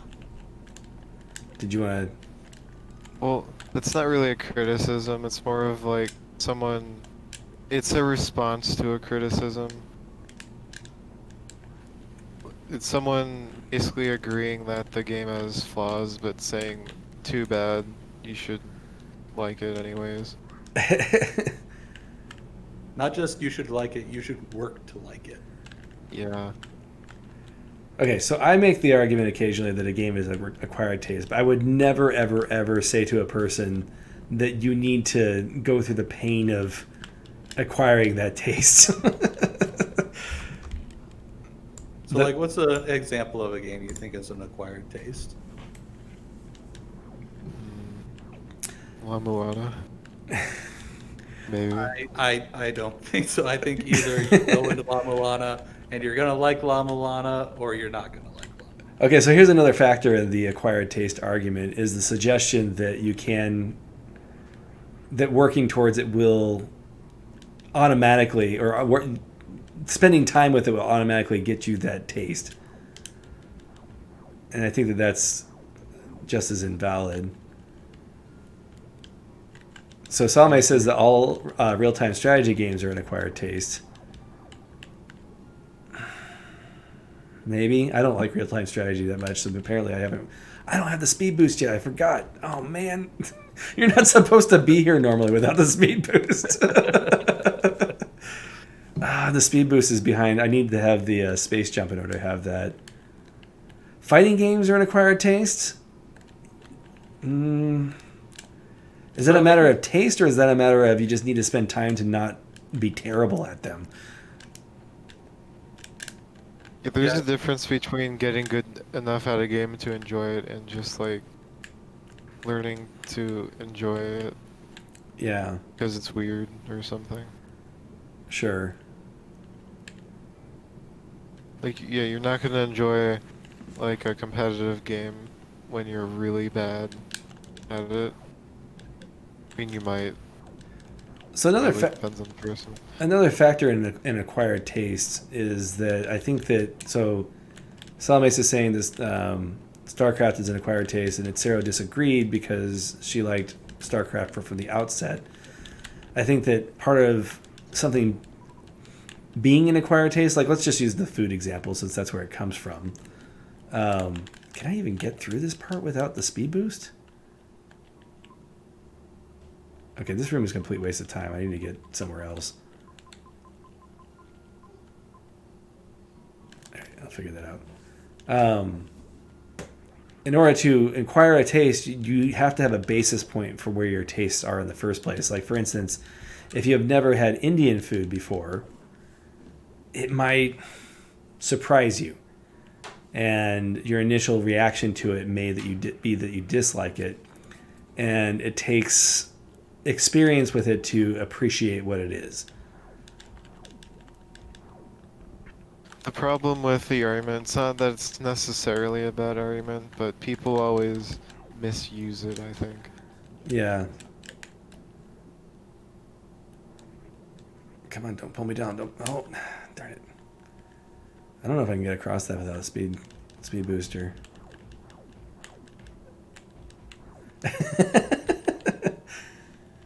Somebody thinks that saying that Indian food surprises you is a funny way of putting it. I've had a lot of different foods that were different. My bachelor's degree is in Asian studies, so that included exposing myself to a lot of flavors that I had not tried before. And I can tell you that I have acquired all of those tastes. So there are a lot of foods that I tried that I actually rather like now.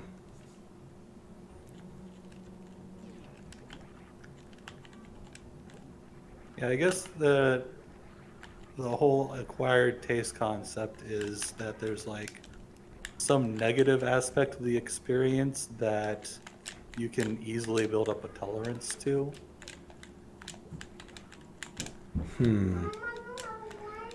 See, Yeah, I that's don't when necessarily look at it that way. Like using the food as an example, what's the negative aspect of like Indian food? Maybe the spiciness, I guess. I don't know. I don't know what that's referring to. Um, I ate Sometimes it's Indian just a food a different few flavor. days ago and had like 60% of my daily sodium, and it was really hard to eat.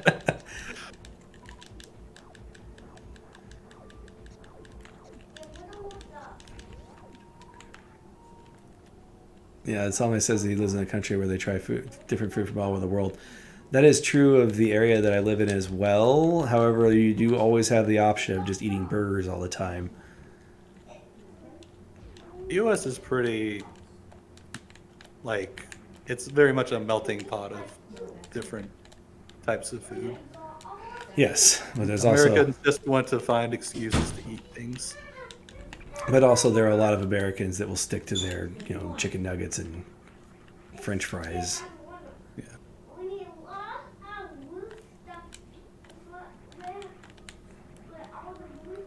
You guys keep talking about food, now I'm hungry. Do you not have any peanut butter left? You're the one who brought up the food analogy argument. How about peanut butter? But he didn't bring it up with relating to food. You're the one who took it there. Sure, but that is the context of where it came from. What about peanut butter on a tortilla with chocolate? Is it acquired taste? I don't think that's an acquired taste. You don't think that's an immediate? Everybody's gonna like that.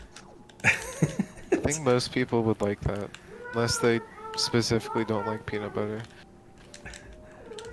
So like the Jim Gaffigan stand-up. I always think it's funny when people make the stereotype that cops love donuts because do you know who else likes donuts? Absolutely everyone. Cops like donuts because not liking donuts is wrong. You brought up the tortilla, by the way, because I made one right before the stream started. Oh yeah, being allergic to something. You know what? Is it possible to be allergic to types of video games? Like maybe that's the reason why they're just so averse to it. Well, there's like epilepsy. Yeah, I think that's probably the closest thing. That's perfect. That would be the closest thing to being allergic to a video game. All right, so my goal is to get into here. How many times have I played this and I can never remember these details? Radia's map is weird. I think part of the problem is this is far enough into the game that if I start a new playthrough, I might not get to this part, Certain games can make people like dizzy. It's disorienting, certain fast-paced games. Or something. Oh yeah, for some reason when I played Half-Life 2, I got motion sick. Something absolutely legitimate is finding Teddy 2 requires you to listen to tones, and if you're tone deaf, that is a legitimate issue that you could have with It's not playing being that game. allergic to the game, though. That's just... Sure. I mean, it's... Well, it's kind of like if you were playing a game that was about color matching and you were colorblind. Right. Like, being allergic implies a negative reaction to something, whereas not being able to hear something is just the lack of a reaction. Lack of the medical profile in order to complete the challenge. I mean, couldn't you say the same thing about being allergic to food? I guess that's true. I guess I was the one who made the argument that that's similar to being allergic in the first place, so I will use that as a defense for my argument.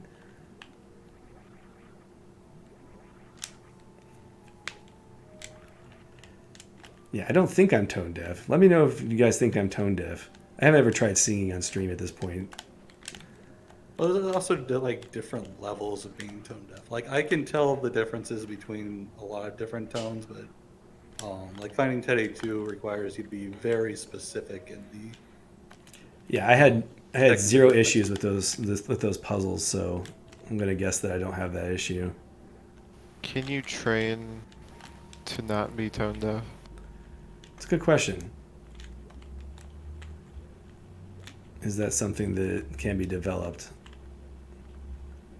Maybe. I'm just not too familiar with what tone deaf actually entails.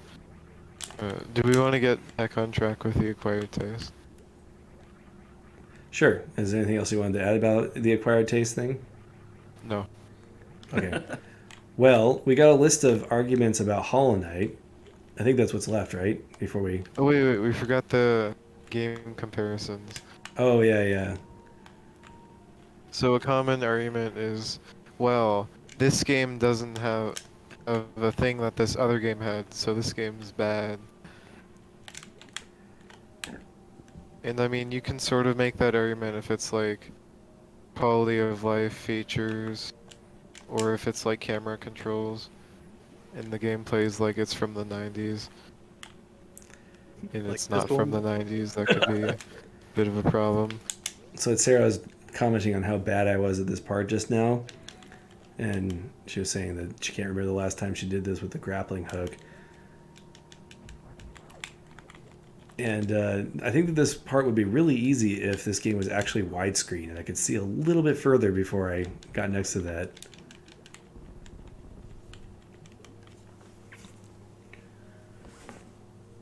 Anyway, You know, like, is Super Metroid bad because it doesn't have all the modern accessibility features? people make that argument. I clearly don't subscribe to that argument, since I gave this game a 5 out of 5. I think it's always worth paying attention to when a game was made. I mean, I feel like most everyone here would agree with that. Well, I think you should judge a game based on its current state, not like what used to be the case. Sure, I mean, you can... The question is whether or not the accessibility factors of this game make the experience bad enough to merit a lower score, or however you want to put that. And in my opinion, things like the... oh man, it's the first time I've ever gotten 2 wall jumps off the same wall. I'm getting better at this stuff. This randomizer is forcing me to learn to do things I would never teach myself. I actually think I could probably grapple up here. To me, it doesn't affect my enjoyment of the game enough. Like, for instance, you look at the map, and this was before they even added doors to the map, so we have all these squares and stuff. You can make the argument that the game is worse for that. I think I've heard, I think even Mark Brown mentioned that when he was doing his boss keys of the Metroid series. I don't know. To me, it doesn't matter to me. Just my personal opinion on that subject. So if someone rated a game like a 5 out of 5, and then a couple years passed and there was a better version of that game, would it make, like, would the first game retroactively receive a lower score? Oh, we're getting into scoring system discussions now. The thing that we've avoided for how many streams now? So I would say that scores are like a relative measure. So if a better game comes out, then it might lower the game's score retroactively. You can make that argument. So as a kid, I used to think that... so growing up, I grew up with a Nintendo, and then we got the Super Nintendo, and to me, everything was accrued new things that should be included with everything going forward. Like when Chrono Trigger came out and it had combo attacks, and then Final Fantasy VII came out and didn't have combo attacks, I was really disappointed as a kid. Like, why on earth would they not use this incredible innovation that Chrono Trigger included? This is a step backwards in my mind. And as I've come to appreciate, especially with the indie industry kind of changing how games are consumed, I've kind of come to appreciate not including like every mechanic that was ever made, ever put into that genre. Like, and I'm not saying that something like the doors having markings on it are a design choice that can be good or bad based off of preference. Like you could definitely make the argument that is inherently an objectively better feature to have in your game. But at the same time, I don't feel like Super Metroid necessarily need. Oh gosh, can I not even get in there without the speed booster? Looks like it. Oh no, Drop a power bomb. See what. that's true. Let's see what else pops up. Oh no. I don't know if we can get to Dragon right now. I'm gonna have to look at my map real quick and see what the map says. I actually don't even know if this leads to Dragon. Dragon may be down this way. Boy, if this game had doors, I'd know a whole lot better. Anyway, I don't think that that's gonna. To me, that doesn't alter the score at all. Features like that,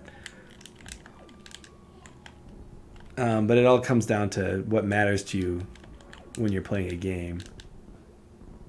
Okay, so that is the right way to Dragon, and we can't get there without the speed booster. It looks like. Is there another way into the room to the right? Here's another thing, is that we're playing this on a randomizer, which clearly is not the intended way to play it. So at this point in the game, I would have the power-ups necessary to get everything that we just missed. Can we not? Okay, I gotta look at the map real quick.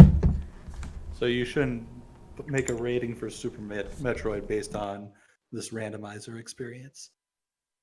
Oh, yeah. Well, didn't we talk about like reviewing games based on what mods were available to them at one point? Yeah, like if you review Circle of the Moon, should you review it with the card drop mod and the always run cheat, or should you review it based on the original version of the game? That's a really big dilemma, to be honest. Like something like Skyrim, I don't think you can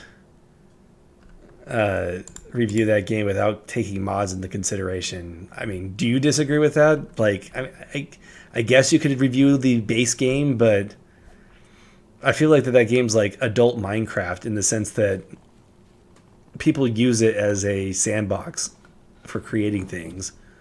Yeah, I guess it's the ultimate goal is to, well, it depends on what the ultimate goal of the review is. If the point of the review is to tell people how likely they are to like this game when they play it, then you should include any possible, like the best mod configuration. Or if you're trying to like determine the like value of the game based on what the developers did, then you wouldn't include it. So if you want to be like, this is how deserving of praise this game. Yeah.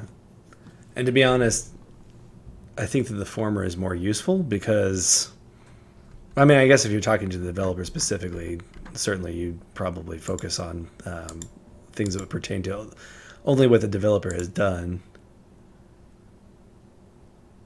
I'm realizing that I'm missing a lot of very important upgrades. I have to remind everybody, we had to bomb jump to get where we are right now. And technically, I don't think we're supposed to have to do that. But you did it anyway. Yeah. There's probably just some weird spot in Zelda where you have to like bomb a rock, and then there's a power up in there that unlocks a bunch of other things. Oh my gosh, that's what the thing is. I'm looking at the map right now because I could have swore that the map told me that I could get to Dragon before. I should probably switch the screen to the map so you guys can see what I'm looking at. There's actually only 2 upgrades in that area anyway. Someone's looking at a guide. Oh no. I don't feel bad at all for doing that. So according to this, I can get 2 upgrades that I didn't think we could get. So I guess I'll try harder on that. So there's 2 upgrades down. So I'm looking at this map, and there is an entrance into Meridia from Zelda. Like this section right here. I don't know if you can see that pink area. We've actually been through it before, and that is how you get to the other side of this without the speed booster. Oh. And there are only 2 upgrades beyond that portal that we're able to get anyway. So They could be important. could be. They could be rupees. All right. So it says that we can go down the left side of this. I probably shouldn't be going this fast in case I can bomb through something. Do we want to get into our game-specific criticism? Yeah, let's talk about the game-specific criticisms. Let's start with that Hollow Knight list. So someone on the Metroidvania review site Discord when I asked the question, what bad arguments would you like us to talk about, gave a list of arguments against Hollow Knight. And again, I want to preface this with, we don't believe that these are necessarily invalid. Just some of them are fun arguments that we thought might be fun to discuss. So let's go ahead and jump into that. First one was Hollow Knight is not fun. The game is just getting lost and spending ages trying to find where to go. The combat is simple and boring. It looks like a Flash game. The only story is told through vague bullshit. Most overrated game I have ever played. Oh gosh, let's talk about the Flash game thing first. All right. So, yeah, saying something looks like a Flash game is basically just saying it looks like Flash uses vector graphics, which are generally like hand-drawn art, and Hollow Knight is hand-drawn. So it's pretty much just complaining about, I don't know, it being hand-drawn, high-resolution pixel art, which is what they were trying to do. I think that the other thing that bothers me about okay, so I can see that one's a rupee, but what's the other one? Something good. Yeah, we have to blow it up. It's going to be a rupee too. Everything's a Can you rupee. powerbomb it? That's true. That might save us some time. I'm glad you thought of that, because I didn't. Of course. We kind of want that anyway, so I'm going to try for it. But that's disappointing. I think that, again, one of my problems with this argument is the premise that Flash games are bad, or Yeah. for whatever reason they're undesirable, or I don't know. It just bothers me that's the premise that they're going with. I mean, they also complain about getting lost, which was really the first thing they said, so I imagine that's where most of the argument's coming from. Yeah, it's like I was saying before, that sometimes when you decide that the game's not for you, you'll find anything to back up that feeling. The story, I mean, it's not vague if you actually play it. But at first, yeah, you don't really know anything. Well, it depends on whether they're talking about lore or there isn't a lot of plot. There's a decent amount of lore, but that's like specifically the thing people liked about Dark Souls. So here's an Yeah, acquired. you have to wonder if this person likes Dark Souls. Here's an acquired taste argument. The Dark Souls style of storytelling. If you're used to your story being dispensed to you through cutscenes, you may look at Dark Souls and say this game does not have a story. Simply because it's not a way of doing things that you're used to.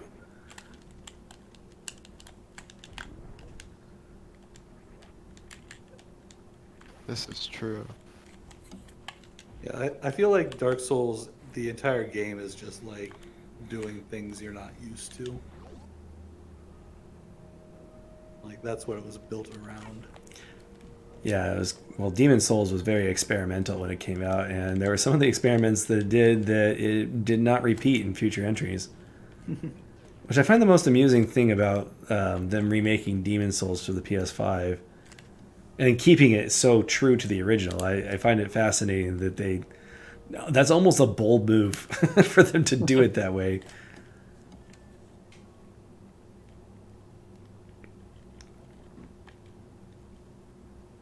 Just because it was so different. Yeah. Well, if they changed it, then that would be conducting another experiment. Yeah, to see how much people are.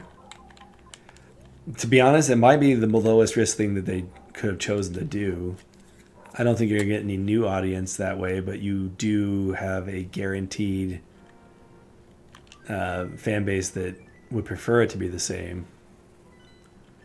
I agree. They didn't have to change anything.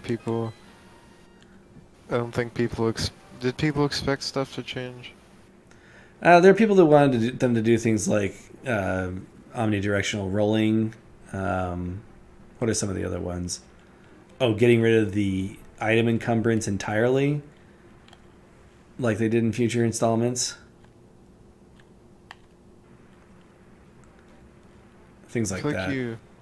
like I'd get angrier if if I were someone who would get angry at things being changed or not changed. I would be angrier at things getting changed than things remaining the same Yeah, for like a remake. if you leave something the same and it's bad, then people would be pretty neutral on that. If you change something and it was bad, then people would get extremely upset. Sure, and they may even misattribute what the real issue is. So the last part of that review, most overrated game I have ever played. This makes it seem like they were going in with the expectation of the best game they've ever played. So I just generally don't like the argument that something is overrated because it's making multiple assumptions. It's assuming that something is rated highly and also that it's undeserving of that high rating. Which is like two opinions stacked up on top of each other. Like it's assuming other people's opinions, not just like one person's. It's assuming like a broad group of people's opinions. So, I agree. Cynical Brit, or not Cynical Brit, Total Biscuit. Uh, he didn't like the overrated argument because he described it as stop liking that game as much as you do, or as you shouting that at somebody when you say something is overrated, which is an interesting way of putting it. I still say that things are overrated or underrated, but like obviously it's not a good argument. Like I do it, but it's not a good argument. Sure, I think that any of us can be guilty of making any of these arguments. One of the things with the argument is that if it becomes a popular argument, it's suddenly not true. Like if everyone agrees that a game is overrated, like that's changed the overall rating of the game. It's no longer overrated. People don't like it. Possibly I even think it's drifted into overrated. underrated. Or rated properly at that point. Yeah. It's one of those Nothing things. can ever be rated properly. It's either going to be slightly overrated or slightly underrated. I think a simple test on whether or not an argument is a bad argument is whether or not you can actually argue with it or have a discussion about it. Yeah.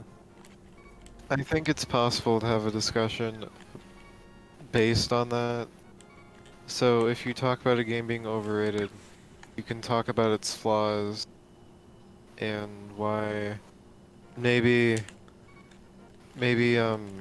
reasons why people say they like it. You can make an argument for why those are bad reasons. Yeah, that would be a better way to go about it. So what do you think? Do you think this review is trying to counter any of those arguments? Or he's just stating his opinion and is being angry about it? This seems like there's just somebody that's angry at the game. So shouldn't they Speaking just of- get good? They should get good. But maybe their problem isn't difficulty. That was facetious, and that's a bad argument, by the way, everybody. I'm just playing. In case somebody got the sarcasm in my voice. I should probably say like /s at the end of some of my sentences. I don't want to make people angry at me. Nope. You just absorb the rage. You don't want to ruin the joke by doing /s. That's true. So, reading some of these reviews, like, should I censor their review? Because Yeah, we try you to censor probably. ourselves on I stream. think that's probably. I did not do that.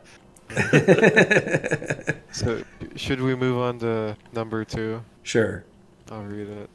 Hey, we can buy Hollow hearts Knight for is 10. some of the most poorly designed fricking garbage I have ever played. Not one error I make feels like it's a fricking error, but rather the game just deciding I'm going to frick up now. I barely feel like anything is in my control. It's upsetting. This honestly feels like shovelware with the hitbox sizes and combat in general. I love the sudden comparison to shovelware. This is You're definitely a rage argument. Yeah, the thing is, like, it's all just, like, completely contrary to my experience with the game. Oh, But it's hard to argue, like, with it because of that. sure. It's that brings up another argument that I actually personally really dislike hearing, and that is, did you play the same game that I did? Well, of course we did. But it's interesting. It's interesting to hear somebody get that passionate about their bad experience with a game. I don't even know. I mean, is there any way that we can respond to this? Just, okay, calm down, dude, I guess. I Like, mean, you could do a, like, deep analysis of every hitbox in the game, but that's, like, way too much work for the amount of, like, effort this person put in.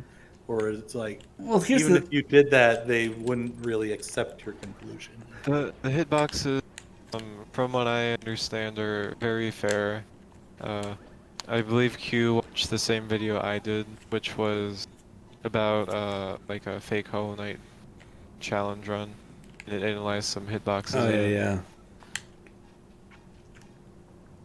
Yeah, that was a Yeah, good arguing video. about hitboxes when, like, I don't remember seeing a single bad hitbox or anyone ever talking about a bad hitbox before. So I don't know. And does bad hitboxes actually ruin a game? Is that... I mean, Well, it can make it so that the challenge doesn't feel fair. genuine, right? Yeah. it definitely takes off some points from Dark Souls too. I think all the Dark Souls games have some level of strange hitboxes.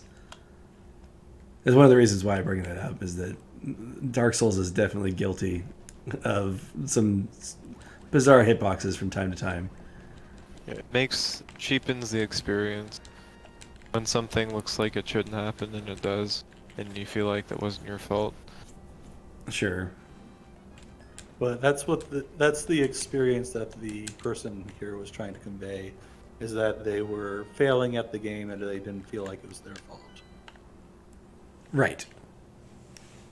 Where the heck is this entrance into the Dark World? I know we've been through it. Maybe not feeling like anything is in their control. Maybe they don't have any control in their life and they're taking out their anger on Hollow Knight. Oh gosh, I am completely in the wrong area.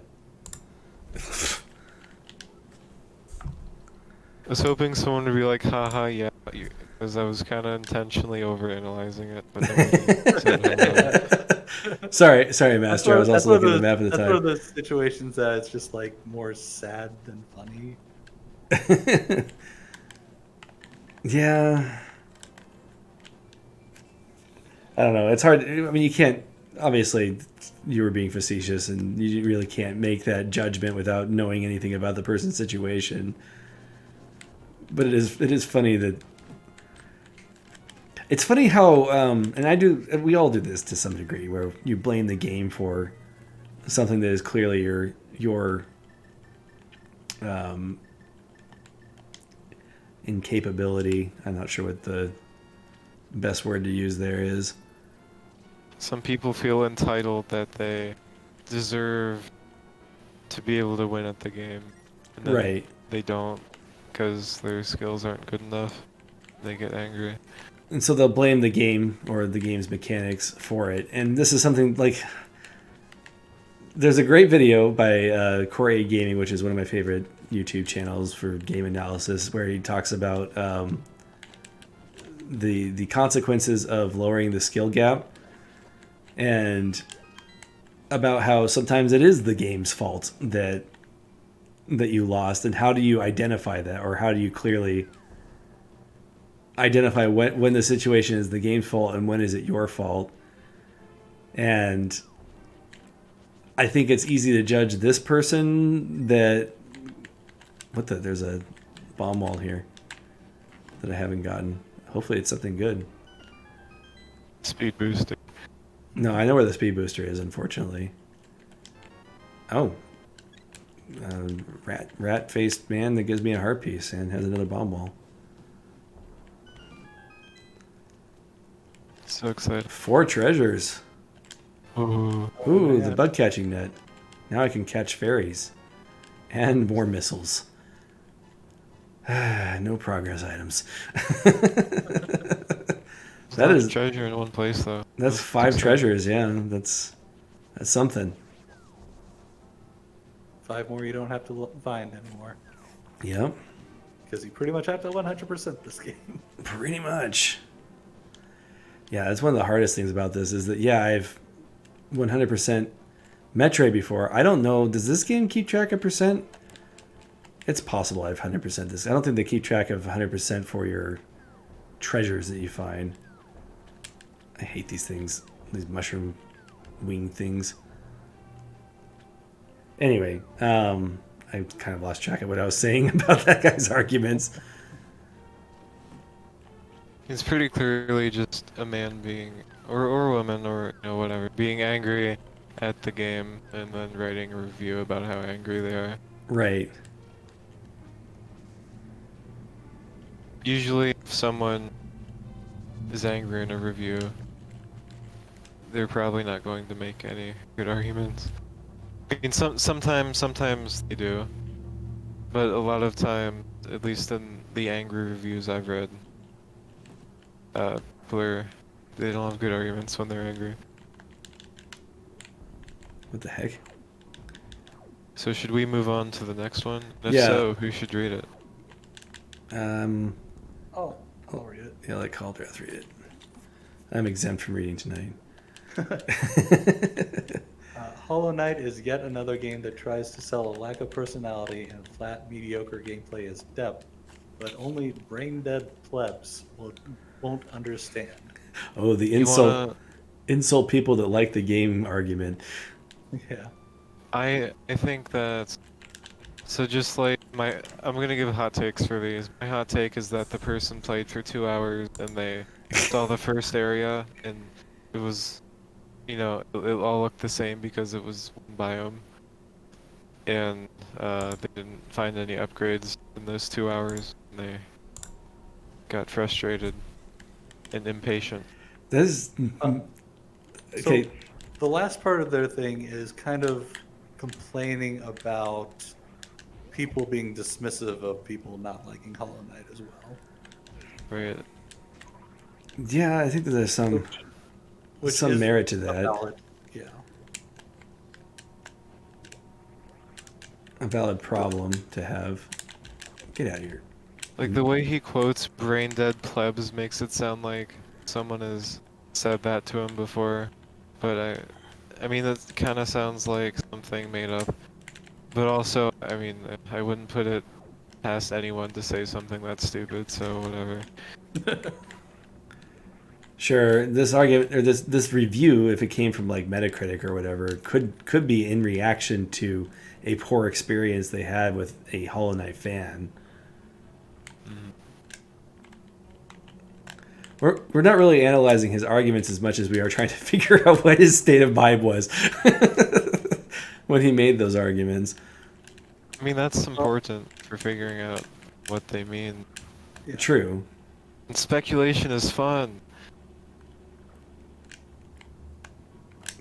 Ooh, this is tight. Oh yeah, I remember this grapple. I don't, which is really weird. Remember this being hard.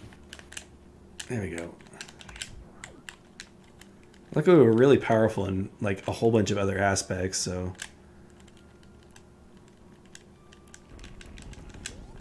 For some reason, I thought I got more missile upgrades. I don't remember how many we started with. I must have started with only 80, 85-ish. So Hollow Knight having a lack of personality. What does that mean exactly? Yeah, that was something that I thought was interesting that he said. I'm not sure what they're looking for as far as personality is concerned. All right. I would want to know what games to them have personality. Yeah, and that, I mean, okay, so one thing, I think this is one of the later arguments that somebody makes, is that Hollow Knight is sort of monochromatic, and maybe what they're looking for is something a little bit more colorful, and that is their definition of personality. I mean, plenty of the biomes are colorful. It's just the game's big and you don't see them right away. Sure. I mean, I completely disagree with the assessment that the game lacks personality. I'm just trying to think of why they might think that. I think it's, I mentioned, they probably didn't get too far into the game. That could be. And yeah, Fungal Waste has a lot of color as well. I mean, ultimately, maybe what they're arguing is they just don't like the personality. Oh, good. 3 bombs. That's exactly what I needed just now. Goodness. Okay, so I think I can just jump through these spikes here. Is maybe what I'm supposed to do here. Yeah, that's what I'm supposed to do. If I had my x-ray glasses, I'd be able to see that. Is there anything else we have to say? No, I think we can move on to the next argument. Okay, so Hollow Knight is an awfully designed game because the intent of the game is to promote exploration, that every mechanic in the game works against you exploring. The very act of exploring is punishing and is meant to be frustrating. It's a terrible, terrible game. So there are mechanics in Hollow Knight that do, like the death mechanic is like pretty opposed to exploration. I mean, this is probably the best, like, bad review we read. The most valid bad review. Is every aspect like, hey, look, it's Kiki Love. Let's see if he'll do it for the. Yeah, not every aspect. I mean, the healing system, for one. In a lot of Metroidvanias, you know, it's hard to heal. Like in this game, you have to grind enemy drops or find like a health refill. In some games, like Castlevania, it's just the best way to heal is to go to a save point and save. But in Hollow Knight, your progression isn't really tied to like where the save points are, because you can like, indefinitely sustain yourself because of how easy healing is. Yeah. Healing's almost too easy in Hollow Knight.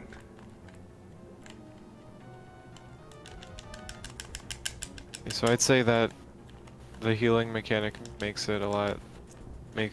definitely helps the exploration, Yeah, it makes your incentivizes it. sustain through the environment. I'm using sustain because I learned that from League of Legends. Come on, get closer, dude. Come on, come on. Yeah, it's pretty much like the dropping your stuff on death There you go. is kind of anti-exploration, and the map system is difficult. So I mean, I personally, of course, like the map system, but I get why people don't like it. Well, now all we have to do is kill Ridley. You didn't know about that? Are you kidding me? That's the whole reason why we came down here. No, that's the Yeah, coolest way to beat that boss. I don't even know if we can get out of here now. I've never beaten that boss that way. Oh, really? Yeah. Oh. Guess You that's can you bomb jump? I really hope that's not what I have to do. So what you're supposed to do, there's actually a reason why I save stated outside of the room, because I thought this might be the case. You're supposed to get the, I've actually never thought about spark shining through Dragon. If you could pull that off, oh my gosh, I really have to bomb jump out of this. All right, well, this is going to be the rest of the stream, guys. got the metronome. Yeah, I guess Atsuro isn't a true Metroid fan, since I didn't know that one specific detail. Oh, the one true Scotsman argument again. I think that the timing is different because of the water. Oh no.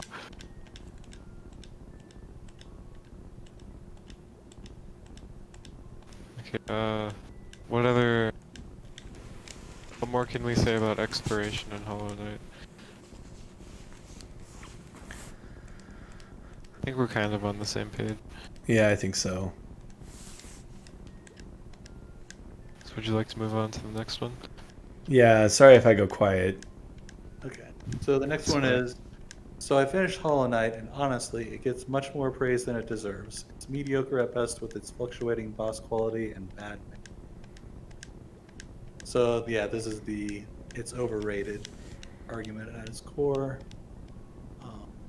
but also like is saying it doesn't like the bosses or the map.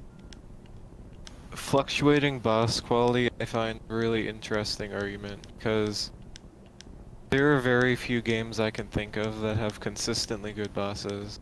And honestly, Hollow Knight does have consistently good bosses. Oh gosh. I'm getting better at that. Someday I'll be a Metroid speedrunner. Right. So I mean, I guess the only games I can really think of that only have really good bosses, it'd be a game either designed entirely around fighting bosses, and even then there are probably still some bad ones, or it's a game that has like one boss. And Hollow Knight has a ton of bosses, and I mean they're all pretty good, I think. Hollow Knight has great bosses in general. I think that has the most consistently good set of bosses. Like, the more bosses you have, the more likely you're going to have one or two that, yeah, I had to practice the bomb jumping for a different stream because we wouldn't even be in Meridia if I didn't get bomb jumping down. Oh gosh. Can we go down here? Or does it just hurt? That just hurts. But it has the most consistently good set of bosses. Most of the time when you have a whole lot of bosses, you're going to have a few duds in there, and that's usually okay. Even if it's like not a ton of bosses. Like, for instance, there's a few bosses in Cathedral I don't like, but to me it's made up for with some really good bosses that game has. But So I think it also depends on how hard the bad bosses are. If there's a true. terrible boss and you have to like spend like 3 hours on it, that's going to be a much worse experience than if there was a bad boss and you just killed it first try. It's That's true. It's the Pharaoh Rebirth minecart problem. Perhaps this reviewer got stuck on Soul Master. Oh, I love Soul Master. I don't know why I've seen a lot of people hate on that boss. I love that boss. More so than any. It's like the That's actually one of my majority favorite of boss hate. bosses. So I don't remember what my experience was the first time I played it, but the second time I beat it first try and didn't really even feel the Oh, challenge. there's also the I don't remember the name. It's a horde fight. And it's towards the end. The oh shoot, the one that's like all the rolling guys. Yeah, yeah. I know people complain about that one a lot too. Are you talking about the Dung Lord? No. The one where you can drop a chandelier to kill one of them. Oh. So I have to correct myself. Etzero says I was wrong about liking Soul Masters, so I will like to correct the record. And Yeah. Turbine is great. The Watcher Knights. Watcher Knights. So, okay, I haven't played the DLC in Hollow Knight yet. Past like the Dream, I think Grim came out right after I beat the game and reviewed it. So there may be some bosses that I just don't know.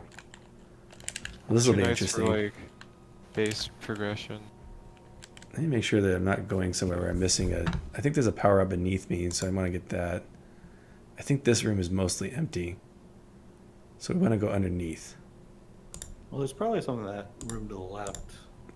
Otherwise, it's just a completely empty, useless room. It is a completely empty, useless room according to my map. Great. That's fun. Alright, so we're going to go back. Technically, we shouldn't even be here without the space jump anyway. Yeah, the plasma beam room is where I was thinking about heading next. Although hopefully, there's a treasure right here. I think it's even marked on the map. Hopefully that's a progression item. What I'm really looking for is like the Quake Medallion or the Book of Majora or whatever. Oh my gosh, can we even get through this? Hell yeah. Okay. Nope. Oh, maybe through here. Do we have anything else to say about this review? It's what we need. Oh no, I need it so badly. Get me up there. No. No. Oh, criminy, come on. Tell me I can get to it from the other side. Oh my gosh. Come on. Yes, this is exactly what we need for progression. All right, let's get to Zelda quick. There are so many treasures in Zelda now. What is it? The Quake Medallion. That's what we need in order to get to like 2 of the dungeons. Oh, nice. Oh, this is a boss. I don't know if we're supposed to fight from this side. Oh. Uh-oh. Am I locked in here now? Okay, I'm not. Phew. Oh my Okay. gosh. All right. Now we have to figure out how to get back this way, though. I think we can just jump up. Because we can't speed boost out of this.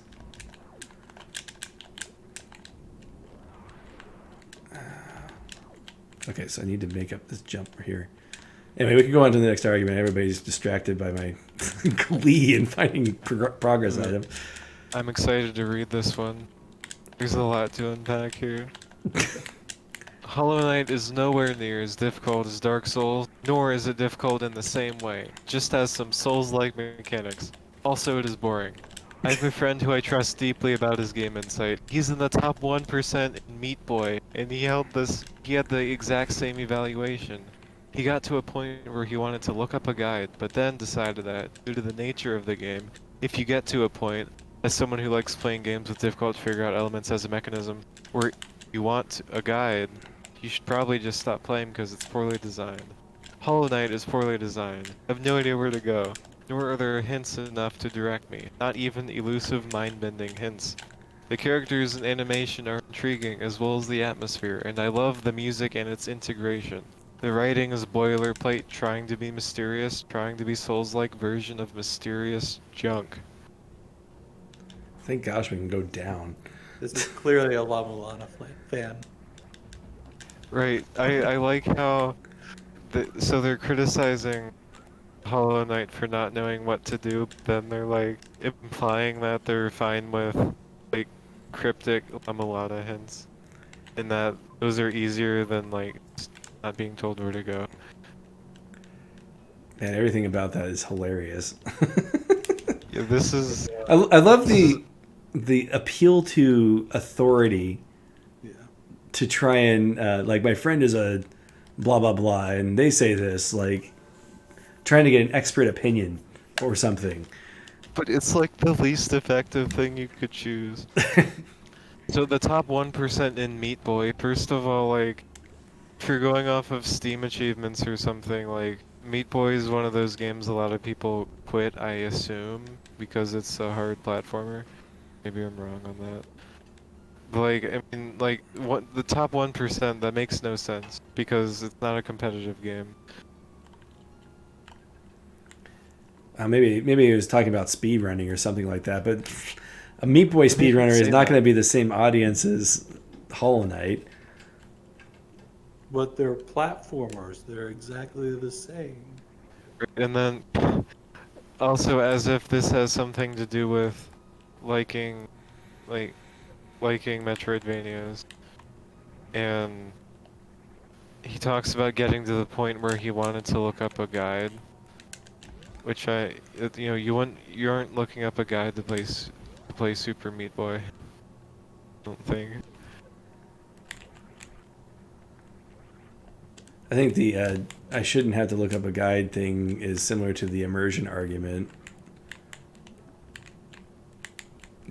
Wait, That also, this game of all things, like, Hollow Knight is not, like, in the beginning, it's not clear where to go, but it's not like the game marks on your map where, like, where the, you know, main bosses are and points of interest. Then you can even, like, it's not that, it's not as bad as other games, I think, is what I'm trying to say. I was actually really surprised at how much that game does guide you the couple of times I have started it over again recently. Like it does tell you exactly where to go in order to get a marker on your map where all the bosses are, and if you follow that strictly, like go straight to those bosses, you will get an ending. Maybe not the ending that you want, but it will be an ending.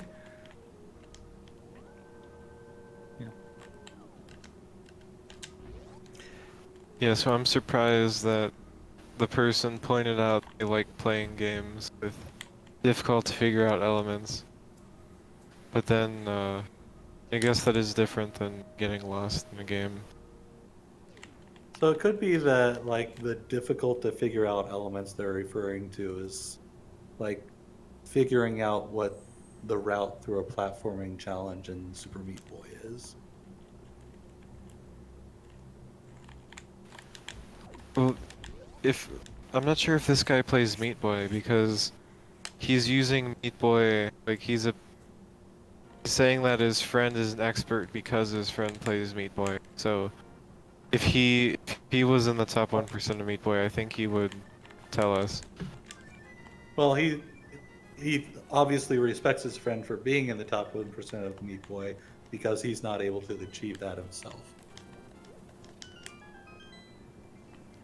Maybe. And his Meat Boy friend doesn't like Hollow Knight, is what he's saying. Yeah. And because he doesn't like Meat Boy and doesn't like Hollow Knight, therefore, or he likes Meat Boy and dislikes Hollow Knight, therefore Hollow Knight bad.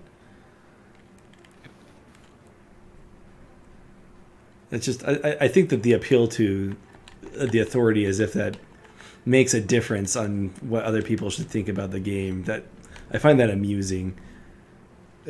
It's one of the things in the list of logical fallacies. Yes. So I love how this review starts off by saying that it's not as difficult as Dark Souls. Like he just had to get that out there. Oh, Dark Like both Souls. that he's not complaining because it's hard, and also that maybe someone told him it was a Souls-like, then he played it and he got angry, but it wasn't Dark Souls. Oh, that could be a problem. Somebody could have told him it was a Souls-like, and then he got disappointed that he got a different game out of it. This could be his Dead Cells. Yeah. Could be. I mean, he's kind of not wrong with just saying the writing is boilerplate. I mean, I didn't remember much of the writing. I watched someone play through like the first few hours of Hollow Knight, and it's not bad writing or anything, but there's definitely nothing to make the dialogue stand out, like with Hornet. Right. Oh gosh, I totally screwed that one up. Of course, they're interesting NPCs. We don't really meet them till later. Even then, I don't know if you could describe the like writing quality as being top notch. I mean, I don't know if he's really criticizing it. No, Or no. he's just saying it's normal. Oh, we gotta get the big key first. And of course, it brings up the trying to be Souls-like, because I guess that's what he thinks. That's a genre that's even more poorly defined than Metroidvania. It really is. Yeah. And I am guilty of gating that genre. Like, it doesn't have a stamina. You don't drain stamina when you attack. It's not a Souls-like. Hey, Metroidvania is well defined. It's just that the definition's vague. Wait, that's two contradicting statements there. No, like, it's not that people don't know what it is, it's that definition itself Oh, is sure. vague. Rather than, like, what even is a Souls-like, I have no idea. This It's game one of looks those like Dark Souls. know it when you see it things.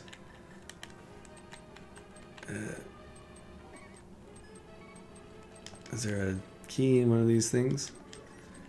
Anyway, we're starting to hit the end of the stream. Let's do one more and then we'll call it. Yeah, well, we only have one more. Oh, well, there we go. Well, we had the Blasphemous thing too, but we can bring that up next just- time. Oh, it's true. I just love that review so much. Also, didn't even talk about just the being lost part. Give that because we review a talked about it trophy. earlier. All these are complaining about being lost. Alright, so number 7 is Hollow Knight. The game has no sense of direction and sometimes very awful game design. Everything in the game is drawn so similarly that it can be very hard to distinguish most of the time, and the game does a really bad job of explaining mechanics that are needed to progress. That last part, what? It tells you how to use everything. Like, there's a big prompt on the screen. And if anything, the mechanics in Hollow Knight are almost too straightforward. Right, the mechanics are so simple in Hollow Knight. Weird. It's like, okay, you get double jump and dash. Well, I guess the crystal dash is a little unique. Love the Crystal Dash. Such a cool ability.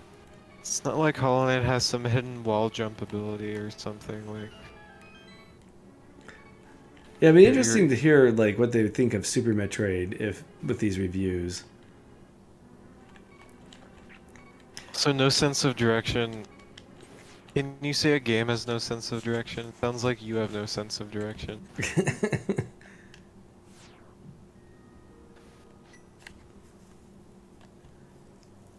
Well, I think that that's a good place to call it. Oh, no. Okay, there's one more thing we gotta talk about for this last review. Okay. So they mentioned everything in the game is drawn similarly, but there is an argument to be made that sometimes foreground elements are not distinguishable from what's in the background. I think they did a pretty good job at it, but That there is- are lots of foreground elements that can get in the way sometimes. That is a common problem for a lot of games. I can't remember Hollow Knight necessarily having that issue, but it has also been like 3 years since I played it. Say Ori 1 is the one that most has that issue. Oh, Yeah. there are some games that the foreground objects really become a problem. I want to say that Vigil had a couple of places where that was an issue. Yeah. Yeah, there was a place in the Mantis village where there were these like beams that are in the foreground, but they kind of look like walls. Yeah, you're able to walk through them, but it's not immediately obvious that you can. Man, the Mantis Village is just completely out of my memory. I don't remember that place very much at all. I know it's where you get the wall jump, but I think that's after you beat the Mantis Lords, isn't it? I think You might could get, somewhat- I think you get it before you fight them. Is it? Treasure! Yeah, you definitely get it before you fight them. There's so many power bombs. Because there's like platforming challenges that teach you how to use it in the village. Do I use my key on the north door, or do I get for guaranteed treasure? Can I even get to that treasure? No, I can't, because the blue's blocking my way. We gotta find the blue switch in this dungeon. Yeah. Don't worry, now that we've talked about this review, you're allowed to end the stream. Okay. Well, we'll end on this great here, because I'll totally remember exactly what we were doing in this dungeon, as I'm already slurring my speech because of how tired I am at this point. Because I'm totally going to remember everything. I'll just save right here, and this will be a good place to stop. Well, thank you, Master and Caldroth, for coming together and having this fun discussion. And thank you, everyone who submitted ideas for things to talk about. And if there's anything that you want to talk about on stream, definitely bring it up in either Discord. It's fine. Thank you very much for watching, and we'll see you next week. Goodbye.